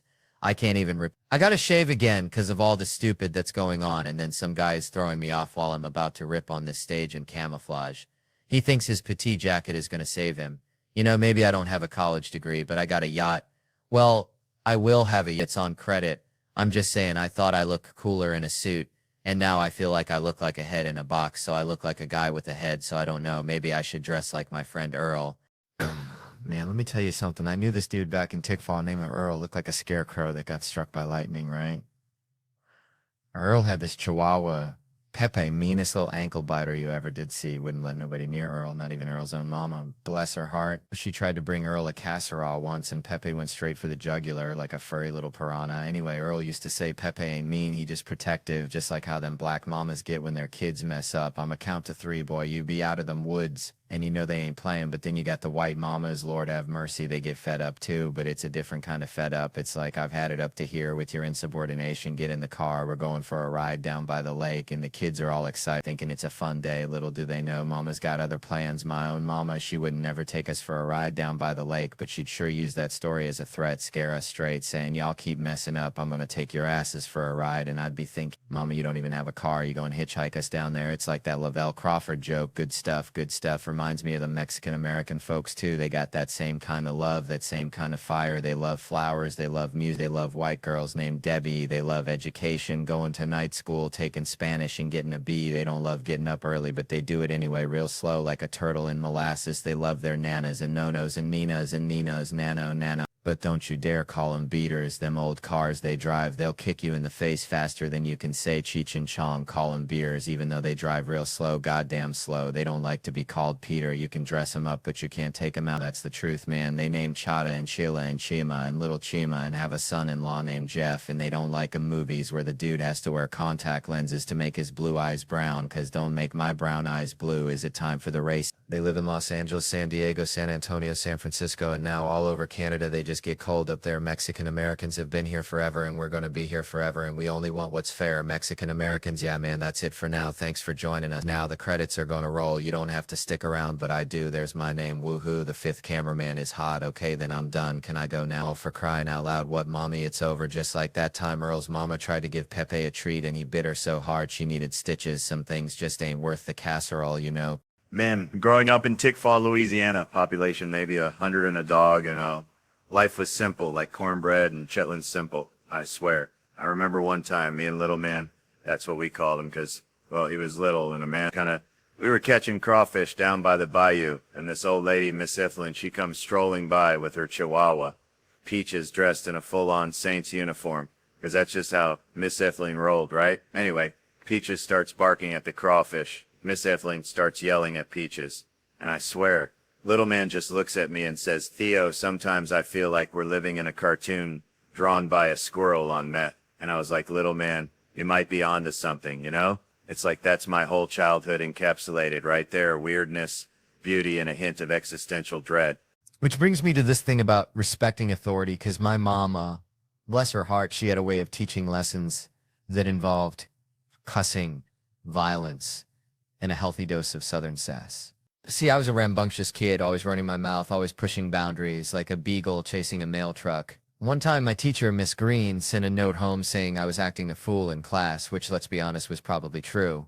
All right. So I was down in Tickfall, Louisiana, visiting my uncle Earl, bless his heart. He's got this rooster named Clarence that thinks he's a dang opera singer. Just screaming at the moon all night long, kept me up more than a possum in a laundromat. But anyway, Earl's watching Law and Order, see, and he's yelling at the TV. They're always stealing stories out of the newspaper, dang varmints.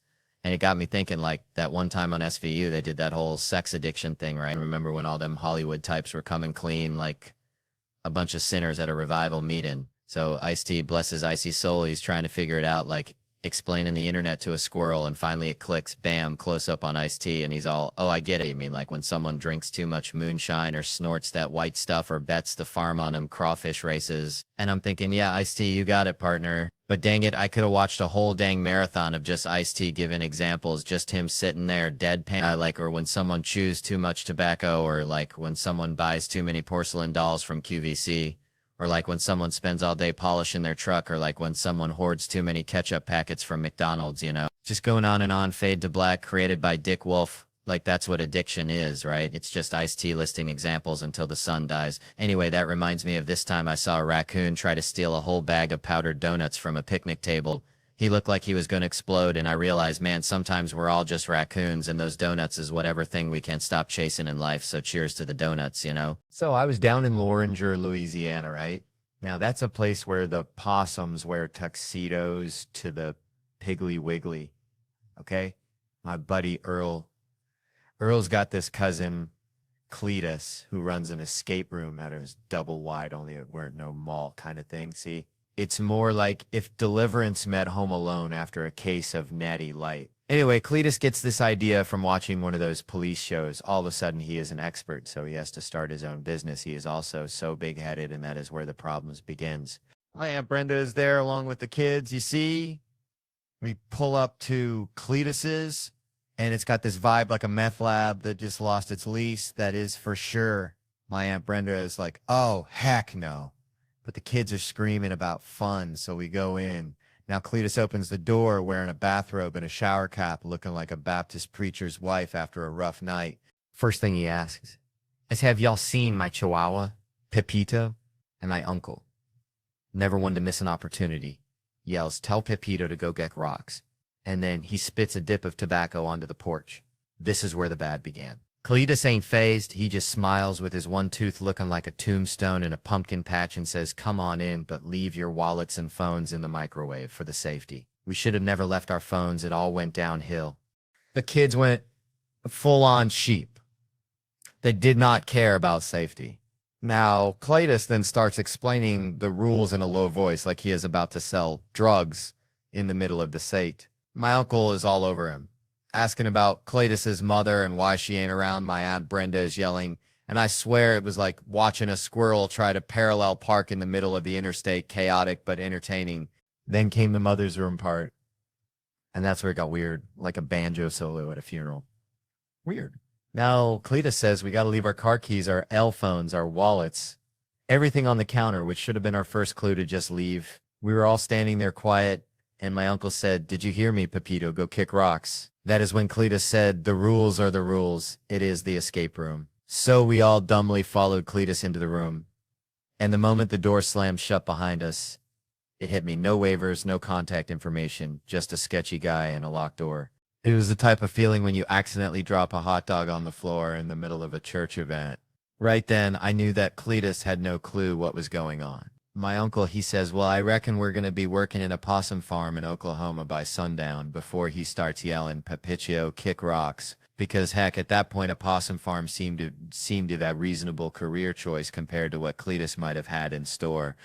I just know this is where the problem begins. Then my aunt yells, why did we come? I am out, which she said was the punchline to the whole thing. All right, settle down, y'all. Let me tell you something. Reminds me of the time my cousin, Skeeter, tried to train a squirrel to water ski on Lake Pontchartrain. Real deal. Skeeter was convinced he could make this squirrel a star, had this whole contraption rigged up with toothpicks and a tiny styrofoam board looking like something out of Honey, I Shrunk the Kids. Now, Skeeter, bless his heart, ain't exactly men's material, more like a box of rocks with a mullet, but he's got this unwavering belief in the absurd, you know? Anyway, this squirrel named Nutsy, by the way, because Skeeter ain't exactly creative either, just kept swimming back to shore looking at Skeeter like he was speaking Martian. Skeeter got frustrated, started yelling at the squirrel, "Hold on tight, Nutsy, you gotta commit." Made me think about these comedians getting booed off stage, feeling like that squirrel just wanted out of there, looking at the crowd like y'all speaking Martian or something. See, there's something primal about stand-up. It's like bare-knuckle fighting with words. You gotta walk out there naked as a jaybird and tell a room full of strangers that you're funnier than they are. Man, y'all ever been to London, Canada? It's like, bless their hearts, right? They're trying, but it's like naming your kid Elvis Jr. You just set him up for disappointment, you know? Reminds me of this one time. I was at Starbucks trying to be healthy, ordering just a black coffee. And this chirpy barista hits me with the "Welcome to Starbucks. What can we get you to eat today?" I swear it's a conspiracy. They're pushing breakfast sandwiches harder than a used car salesman on payday. I'm thinking, lady, I came here for caffeine, not a guilt trip. I miss the honesty, the brutal, beautiful honesty of In-N-Out Burger. Pull up, order a double-double, animal-style fries and a Coke, and they hit you with the "Will you be eating in the car?" They ain't judging. They know you're about to commit a culinary crime against humanity right there in your Honda Civic.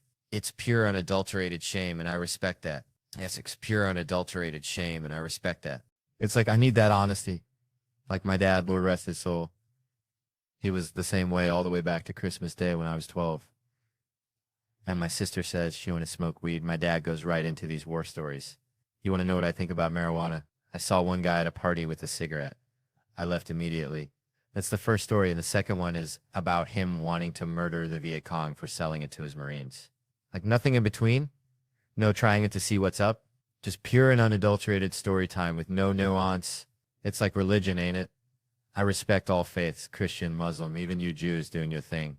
But if you're a Scientologist, you can go straight to hell. Man, let me tell you, back in Tickfall, Louisiana, we had this fella, Cletus, thought he was a dang rooster, crowed every morning at 4 a.m. sharp, woke up the whole dang town. But seeing these old photos reminded me of something equally bizarre, you know? Like here I am looking all young and spry with Simon Rich and America Ferrera, writing these dirty sketches for SNL, practically living in that writer's room, fueled by stale coffee and desperation. It was like wrangling a greased pig at a church picnic. I swear Seth Meyers would pop his head in like a curious raccoon, peeking into your trash can. Then he'd give us that, no look. You know, that polite but soul-crushing disapproval only a head writer can deliver. We even cooked up a Thanksgiving card with a picture of us, looking all festive and innocent, said "Happy Thanksgiving" Seth on the front. Then you open it up and it just says "We each other." Real classy stuff. Reminded me of the time I tried to teach my hound dog Blue to play poker. Didn't work out too well, he kept eating the chips. Anyway, seeing that drag brunch sketch written by this comedic genius named James Anderson. Funniest dude I ever met. No offense to Cletus the Rooster. This guy was a goddamn comedy savant. He'd waltz into the rewrite room oblivious to what we'd been slaving over for hours, and drop some truth bomb joke that was funnier than everything we had combined. Pure funny bones. I tell ya, like he was hooked up to some divine comedic mainframe, just spouting perpsies and comedic gold. Being in that sketch wearing heels on concrete felt like walking on hot coals after a Sunday service at the Pentecostal church. Shout out to the costume department though, they worked them heels low and stable, they judged based. So there's no tears in the hips cause you know, as a modern comedian I can't be falling. Gave me a whole new appreciation for drag queens. And for finally just saying, come on, let's get a cab even if Uber's 4 minutes away.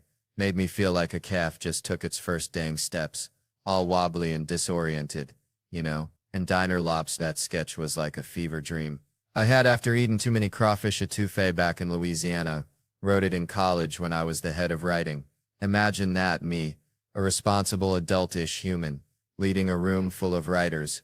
Who'd have thought it, but I was like, nah, I'm saving it, like holding on to a winning lottery ticket, waiting for the right moment. The host was supposed to be Galifianakis, but man, Keenan took that and elevated it. And Les Mis as a child. Oh lordy, I was in. It had drama, love, death, all the good stuff. And we turned it into a lobster's lament. How could you not? But now, people keep mistaking me for the Flash and I ain't saying I look like him, but they keep going. Oh, like, they halfway seeing it like I'm some kind of superhero disguised as a simple country comedian. But I ain't the Flash, I swear. I was at the dog park with my mutt. And this kid straight out of Central Casting comes up with that flash accent. And his grandma. She's given me the stink eye, like I'm betraying her grandson's superhero fantasies. Then some fella comes up, says he's a fan of my stand-up right at that moment. Just perfect timing. And the grandma's face drops. Pure disgust. It was like watching a souffle deflate. She shook her head like I was a fraud. No, you are not the Flash, like I'd personally stolen Christmas. So I get home, tell my wife Anna this whole saga, and she just looks at me deadpan and says, so let me get this straight. Your two problems are that a fan said he likes your work, and that people think you look like a 25-year-old handsome actor. Who, by the way, you don't look like women, man. They always cut straight to the heart of the matter. Makes you wonder if she's secretly the Flash too, or maybe even Cletus the Rooster in disguise, crowing at me in the morning with a different kind of, oh. All right, folks. Let me tell you something. Growing up in Possum Trot, Tennessee, population smaller than a Walmart on a Tuesday night, we didn't have no fancy math groups. No Blue Angels flying high. We just had smart kids and the rest of y'all. And I was definitely hanging out with the rest of y'all.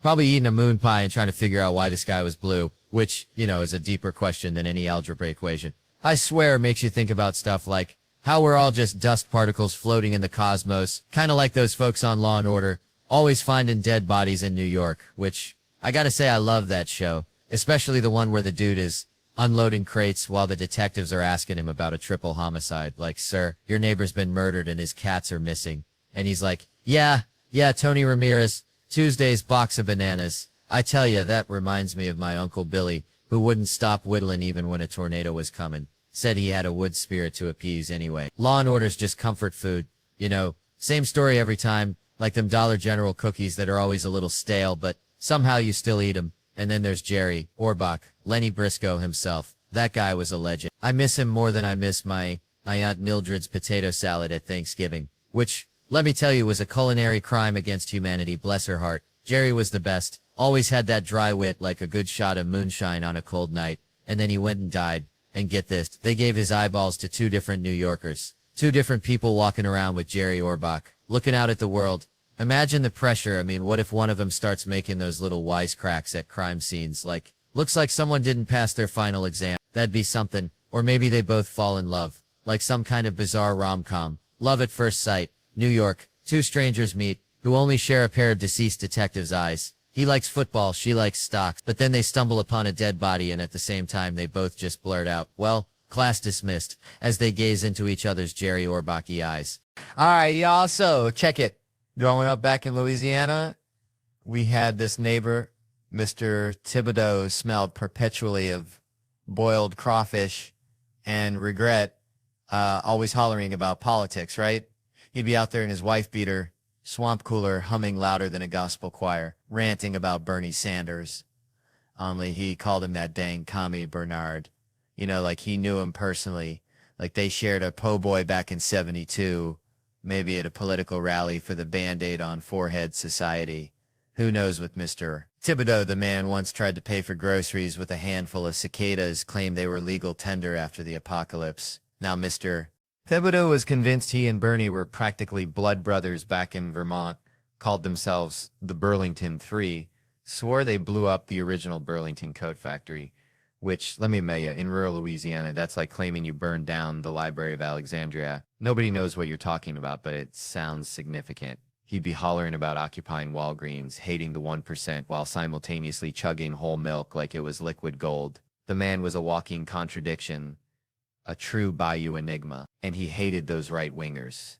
Except for Dick Cruz said his face looked like the whole Dick Tracy movie smushed together, which I gotta admit is a visual. It's a strong visual, like a Picasso painting made of police sirens and misplaced anger. It reminds me of when I told Trump a joke once. Now he's just one McDonald's burp away from ending the world, so maybe I'm like the art critic who passed on Hitler's paintings. You know, just trying to pursue Plan B. I'm part of the problem. But man, I was watching the Emmys, right? Saw they handed an award out, totally unexpected, kind of like finding a $10 bill in your old jeans. Pure unadulterated joy. Before the name was announced, you're just sitting there thinking, why do we do this yearly? This just seems silly. Then you hear your name, man. It's like, this is true love. I saw a comedian, and I'm lucky enough to know them. Dan Lavey was there. It's genuinely happy, like a Catholic and a Jew. Hearing good news at the same time. One is blown away, and the other is just waiting to see how they can make money off of it. Man, let me tell you something. Growing up in Louisiana, we had this fella, Bobby Ray, could talk the chrome off a trailer hitch, bless his heart. You date him the time, and 3 hours later, you're learning about his hernia operation and the squirrel he saw burying nuts that one time. Anyway, it got me thinking about talkers. See, I ain't talking about the ones who just like to yap. I mean, the long talkers. You ever notice they always got to lean on something? Like they're powered by conversation, and if they stop, they just collapse like a busted waterbed filled with lukewarm chitlins. I avoid them like the plague, like church on a Sunday morning. But then it hit me, kind of like that time I accidentally ate a wasp, thinking it was a raisin. Comics. We're all kind of long talkers, ain't we? Especially when we go about our heroes. I was talking to Eddie Murphy once. Eddie Murphy, and I told him, Eddie, you're a big reason I'm up here sweating like a sinner in church. He just chuckled, that Eddie Murphy chuckle, and it made me think, what if I told people it was dice clay, the looks I would get? Anyway, I asked Eddie why he ain't been back on stage, Mets, and he said something that stuck with me. He said it's like cold water. So he set the bar so dang high. Expectations are like that time I saw a raccoon try to climb a greased telephone pole. Ain't happening. And it's true, you know? We see these comics, these giants, cutting it up like a Thanksgiving turkey, and we think, how'd they get there? Probably crawled on their belly, one bad joke at a time. I had my lumps, let me tell you. Back when I was Jerry, age 22, 24, something like that, got a $25,000 deal. I thought I was King Tut, called my brother, bless his heart, and I said, brother, we get mom a house, dad a house, you a house. Dad gets that truck he's always wanted. We set. Money, gone. IRS knocking like a woodpecker on a crackhead's front door. Had to tell Dad, sorry about that house, Paw. 9 people living in that dang thing, but what you gonna do? Point is, in comedy, we ain't got many chances. That was grinding for 13 years, grinding like a stripper working off her student loans. In the last 4 or 5, been on the upswing. Reminds me of that musical, Little Shop of Horrors. TV's kind of like that plant, ain't it? One of us is getting eaten. Either you eat the box or the box eats you. That show was getting hungry, had to bounce. But, you know, that conversation with Eddie, good as it was, reminds me of the best conversation I ever had. Tad was with my dad ending to me why you had to do drugs. Said everybody was doing it, son. Your Aunt Brenda, your Uncle Earl, hearing him say that, seeing that truth in his eyes, that was something else. It was like watching a caterpillar turn into a rusty butterfly, a reminder that even in the darkest corners, there's a twisted kind of beauty like a possum wearing a tiny hat. Man, timeshares, remember those? It's like the mullet of vacation ownership, business in the front, party in the back of your bank account getting drained. It reminds me of my Uncle Dale. Used to sell vacuum cleaners door to door. Swore he was going to retire on dirt futures, whatever the hell that was. Anyway, timeshares. Thought Airbnb killed him. But then I started thinking, Airbnb's just a timeshare with extra steps, right? You're sharing somebody's time and probably their questionable hygiene habits. Let me tell you, I ain't trusting no stranger's loofah. That's where the swamp creatures breed. I'm telling you. Speaking of swamps, used to stay in these budget motels back in Louisiana. Felt like I needed a tetanus shot just looking at them. But hey, $60, and at least I knew the roaches were paying rent just like me. Now, Airbnbs, they want you filling out forms like you applying for a goddamn mortgage, then they got signs everywhere. Don't flush the toilet paper, pet the cat, but not too much. It's like taking a pop quiz on somebody else's weird life. Went on vacation once, end of December, first one in years, felt like a damn alien. Stayed at a resort, though. No way I'm trusting Brenda from Des Moines with my vacation serenity. Hotels impersonal. Hell yeah, that's the point. I want anonymity. Not a family photo album staring at me while I'm trying to unwind. Imagine getting intimate in an Airbnb surrounded by pictures of strangers skiing in Tahoe. Talk about a mood killer. It's like getting blue-balled by a stock photo. Tried the Airbnb thing once. Peak pandemic, figured I'd live large in Phoenix, rent a mansion with a basketball court and a pool. Baller status baby, but the gig got canceled, only got half my money back. Felt like I got scammed by the Monopoly man. All right. How we doing tonight? Y'all good? You look good. Even you in the back with that thing you call a shirt. Bless your heart. Reminds me of my cousin Dale. Bless his soul. Always wore shirts, 2 sizes too small. Said he kept his power source contained. Dale was a plumber, and by power source I think he meant his beer gut and the methane factory behind it. Anyway, Dale also loved those true crime shows, the ones about guys who Well, let's just say their power source was pointed in a different direction, you know? It's wild, right? These ladies out are glued to these shows about dudes doing unspeakable things, things that make a honey badger blush, but then you'll go walk alone in the dark listening to true crime podcasts like you're researching your own demise. It's like watching a documentary about bear attacks and then going camping with nothing but a harmonica and a dream. Now, me, I saw one of them shows about a guy terrorizing joggers at dawn, and I haven't jogged since. I'm talking flat out retired from the whole dang exercise scene. You try to get me on a treadmill now, I'll look at you like you just asked me to wrestle a gator in my underwear. It's all bench press and protect the posterior from here on out, boys. Don't forget that rowing machine. That's just begging for trouble. Out there looking all vulnerable. I can't imagine the headline. Theo Von, renowned intellectual and connoisseur of gas station sushi, assaulted on rowing machine. No, sir, not on my watch. Ah, you bet your sweet bippy if some creep's chasing me in the park, stark naked and fueled by pure malice. I'm not just jogging, I'm entering the dang Olympics. Usain Bolt levels of speed, high knees and all. That's right, Schultz wasn't jogging in the park at night, son. He was auditioning for the Fast and the Furious with 7. All right, settle down, y'all. Let me tell you something. Used to have this chihuahua back home, okay? Little fella named Napoleon, thought he was a Rottweiler, I swear. Hated baths. Hated him worse than I hate lima beans, which is saying something because I think lima beans were invented by the devil himself. Anyways, reminded me of Kevin because remember when Kevin wasn't famous? Shoot, he'd show up smelling like a gym sock and a dreamsicle, you know? At least twice a week he would shower back then.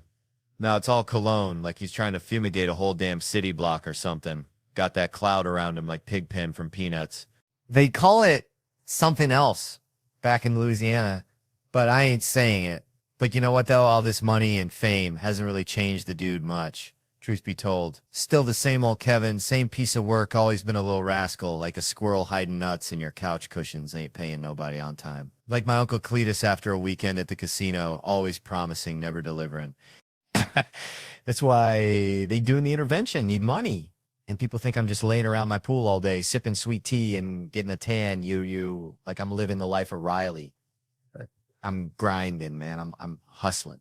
Got to go to radio stations, TV stations. Sometimes I got to get on the phone and cuss someone out. And it's costing me, man. I pay way too many people. I'm about to cut this whole damn thing off and build a bunker. But then, you know, they reel you back in, tell you they need you. Like Iramora needs a shark. So here's a question, though, and this is a real one. Who's the funniest out of this crew besides yours truly, of course? I'd say you're funny, man, because you seem smart, and smarter folks are funny in my book. It's about time someone give me a little credit. Praise the Lord, truth finally comes out. But him. Yeah. Dude's quiet. Got to watch out for the quiet ones. They're like a possum playing dead. You never know when they're going to strike. Nah, man, I'm the creepiest, always have been. Anyway, Comedy Central, Netflix, you know the deal. Got to plug the stuff.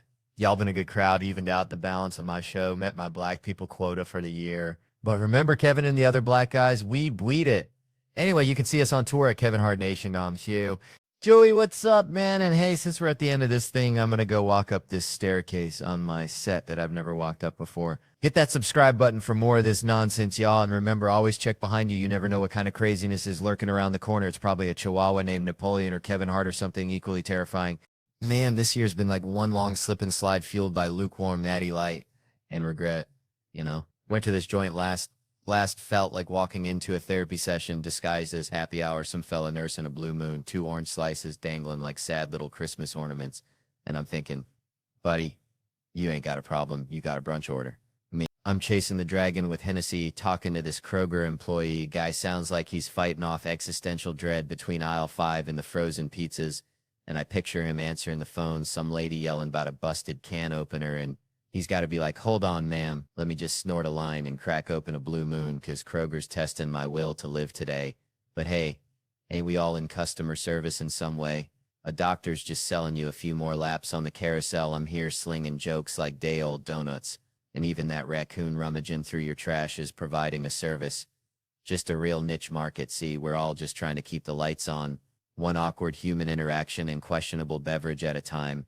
And if that ain't beautiful, I don't know what is. Maybe except a field of blooming onions. Those things are miracles of engineering and probably unionized. Oh, man. All right. So, listen, I was thinking about my Uncle Dale. Bless his heart, used to train squirrels to water ski. I ain't kidding. Literally skis, garden hose rigged up to a kiddie pool. Pure Louisiana genius right there. But that ain't the story. Nope, it's like, remember them old gas station attendants, the ones who checked your oil and kicked the tires? That's how I feel sometimes trying to piece together this whole abortion doctor situation. Like, how do you end up there, you know? Is there some kind of career day where they hand out pamphlets saying, want to work with tiny humans, but like not really? I mean, what's the graduation speech like? Go forth and prosper, but maybe not. Listen, I ain't judging, just asking questions like a possum looking at a shiny hubcap. Pure curiosity, I dig. But seriously, let me give a shout out to this Helium Club in St. Louis. Feels like home here, better than my grandma's chitlins. And you gotta support real comedy, not just that TikTok garbage, because I got some buddies coming through. Brian Cowan, Tony Hinchcliffe, these boys are sharper than a badger's claw. But listen, my boy Tom Segura, he's been having a rough time, arthritis of the jaw. Can you believe that? From eating too much, too fast, like a damn garbage disposal choking on a Thanksgiving turkey. Doctors wired his jaw shut. Poor fellow looking like a mumbling woodpecker, can't even tell jokes, gotta slurp his gumbo through a straw in those keto protein bars. Lord have mercy, that's some high-grade suffering right there. He'll be here in July, just got his wires cut fresh as a newborn calf, so y'all show him some love, cause that boy is funnier than a screen door on a submarine. So raise your glass to Tom Segura. May his jaw heal quick and his jokes land harder than a wet sack of flour. Man, I swear to God, reminds me of Uncle Hank back in Louisiana. Used to wear a tinfoil hat, said the government was listening through his fillings. Now this fella right here, he's like Uncle Hank, but instead of the government, it's me. Just me and my jokes, right? He's heckling me all night, quieter than a mouse pissing on cotton, front row seat, just for me. Every joke lands flatter than a pancake in a microwave, and he's whispering, "You suck, Theo, you're worse than day-old gas station sushi," and I'm trying to ignore him like a mosquito at a nudist colony, but eventually the dam bursts, you know? I snap like a Slim Jim in a freezer, and I tell him, "Buddy, you're about as useful as a screen door on a submarine." And the whole back of the room, they didn't hear a damn thing. They're all like, "Whoa, Theo, what's gotten into you?" They're siding with him. This dude who looks like he dresses exclusively from the Lost and Found at a bowling alley, and he's just eating it up, smiling like a possum eating a sweet potato. So I lay into him. I mean, I dissect him like a frog in a high school science class, and finally I get something about his haircut, looking like a Lego man after a car accident. And that's it. He's had enough. He storms the stage. This is where it gets good. I'm up on a riser, feeling like friggin' Gandalf holding back the Balrog. He's climbing the stairs, and I give him the nod. The international sign for "you shall not pass," and finally a bouncer shows up, looks like a retired rodeo clown, and escorts him out. Turns out, this dude was dressed head to toe in Star Wars gear from Comic-Con, so naturally I called him a virgin, and that's what finally pushed him over the edge. Which I gotta say, maybe I went too far, but hey, sometimes the truth hurts more than a paper cut on your eyeball. All right, folks, let me tell you about my Uncle Earl. Bless his heart, used to collect dryer lint, right? Not just any lint, mind you. Earl only collected lint from his underender, said it was like harvesting tiny, fluffy memories of his day, you know? Anyways, Uncle Earl, God rest his soul, he'd always say, "Theo, life's like a lint trap, catching all the weird stuff. But it's what you do with that weirdness that matters," and Lord have mercy, he was right. That brings me to Joe Biden, bless his heart. Old Sleepy Joe seems like he's collecting weird moments like my Uncle Earl collected lint, you know? Just piles them up. See him with Greta Thunberg? I'm predicting awkwardness so thick you could spread it on a biscuit, that's a fact. He'll be whispering sweet nothings about the ozone layer. She'll be glaring like he just single-handedly melted the North Pole. It'll be a YouTube goldmine there. I'm telling you. And Asians, now there's a group, y'all. Smartest folks on God's green earth. They're building iPhones while the rest of us are arguing about politics on Facebook. That's a fact. I'm practically an Asian supremacist, if that's a thing. I ain't hating on nobody, but them Asians are just out there hustling. They deserve a little credit. Except I saw a fellow on Twitter saying racist stuff to Asians on his iPhone, and I was like, hold on, at least have some respect for where that stuff comes from. You're right there next to the damn children making the electronics. It's like being circumcised and then complaining about the doctors. I'm telling you, folks, that's the kind of respect that we need in this country. All right, folks, let me tell you about something I saw back home in Louisiana. This old fella, Cletus, bless his heart, he thought camouflage made him invisible, wore it at the grocery store. The bank even wore it to his own dang divorce hearing, claimed his wife couldn't see him to serve the papers. Judge wasn't buying it, looked at him like he was a squirrel trying to pay for nuts with bottle caps. But anyway, it reminded me of something way bigger, something on the news. See, it's like this whole China, Taiwan, Australia, America shebang. It's like Cletus trying to hide in plain sight, thinking nobody notices him stuffing crawfish down his overalls at the Piggly Wiggly, but really everybody's just politely pretending not to see. So this Taiwan thing, right? Everyone's all puffed up with their chests out, and I'm just, hang on a second, are we even going to know who we're fighting anymore? I mean, you see how many folks are rocking those free Hong Kong shirts with the same kind of confused look I get when I try to assemble IKEA furniture. It's like trying to tell the difference between a possum and a raccoon in the dark. Both got pointy noses and beady eyes, and you probably don't want to mess with either one, you know? We're going to need some kind of system. Some kind of, I don't know, secret handshake, maybe a password like the crawfish boil is at Aunt Mildred's, and if they answer bring the boudin, then we know they're on our side otherwise. Well, it's going to be a real dang cluster, like trying to herd cats through a car wash, I'm telling you. And don't even get me started on the accent thing. I mean, I can barely understand my own mama when she's talking about the gizzard she found at the butcher shop. How am I supposed to decipher Mandarin, Taiwan, or whatever else they're speaking over there while the missiles are flying? So I'm just saying we need a plan, a real down-home common sense plan. Maybe we just give everyone a breathalyzer, whoever blows the highest wins, or maybe just maybe we all just sit down, share a plate of fried okra and figure out how to avoid this whole mess in the first place, because war, folks, is like a hangover after a crawfish boil. Nobody really wins and everyone ends up regretting something they did. Yeah, let me tell you something. Growing up in Tickfaw, Louisiana, we had this dog, right? Oh, Blue. Bless his heart, dumber than a bagged egg hammers, used to chase his tail till he threw up, then try to eat it again.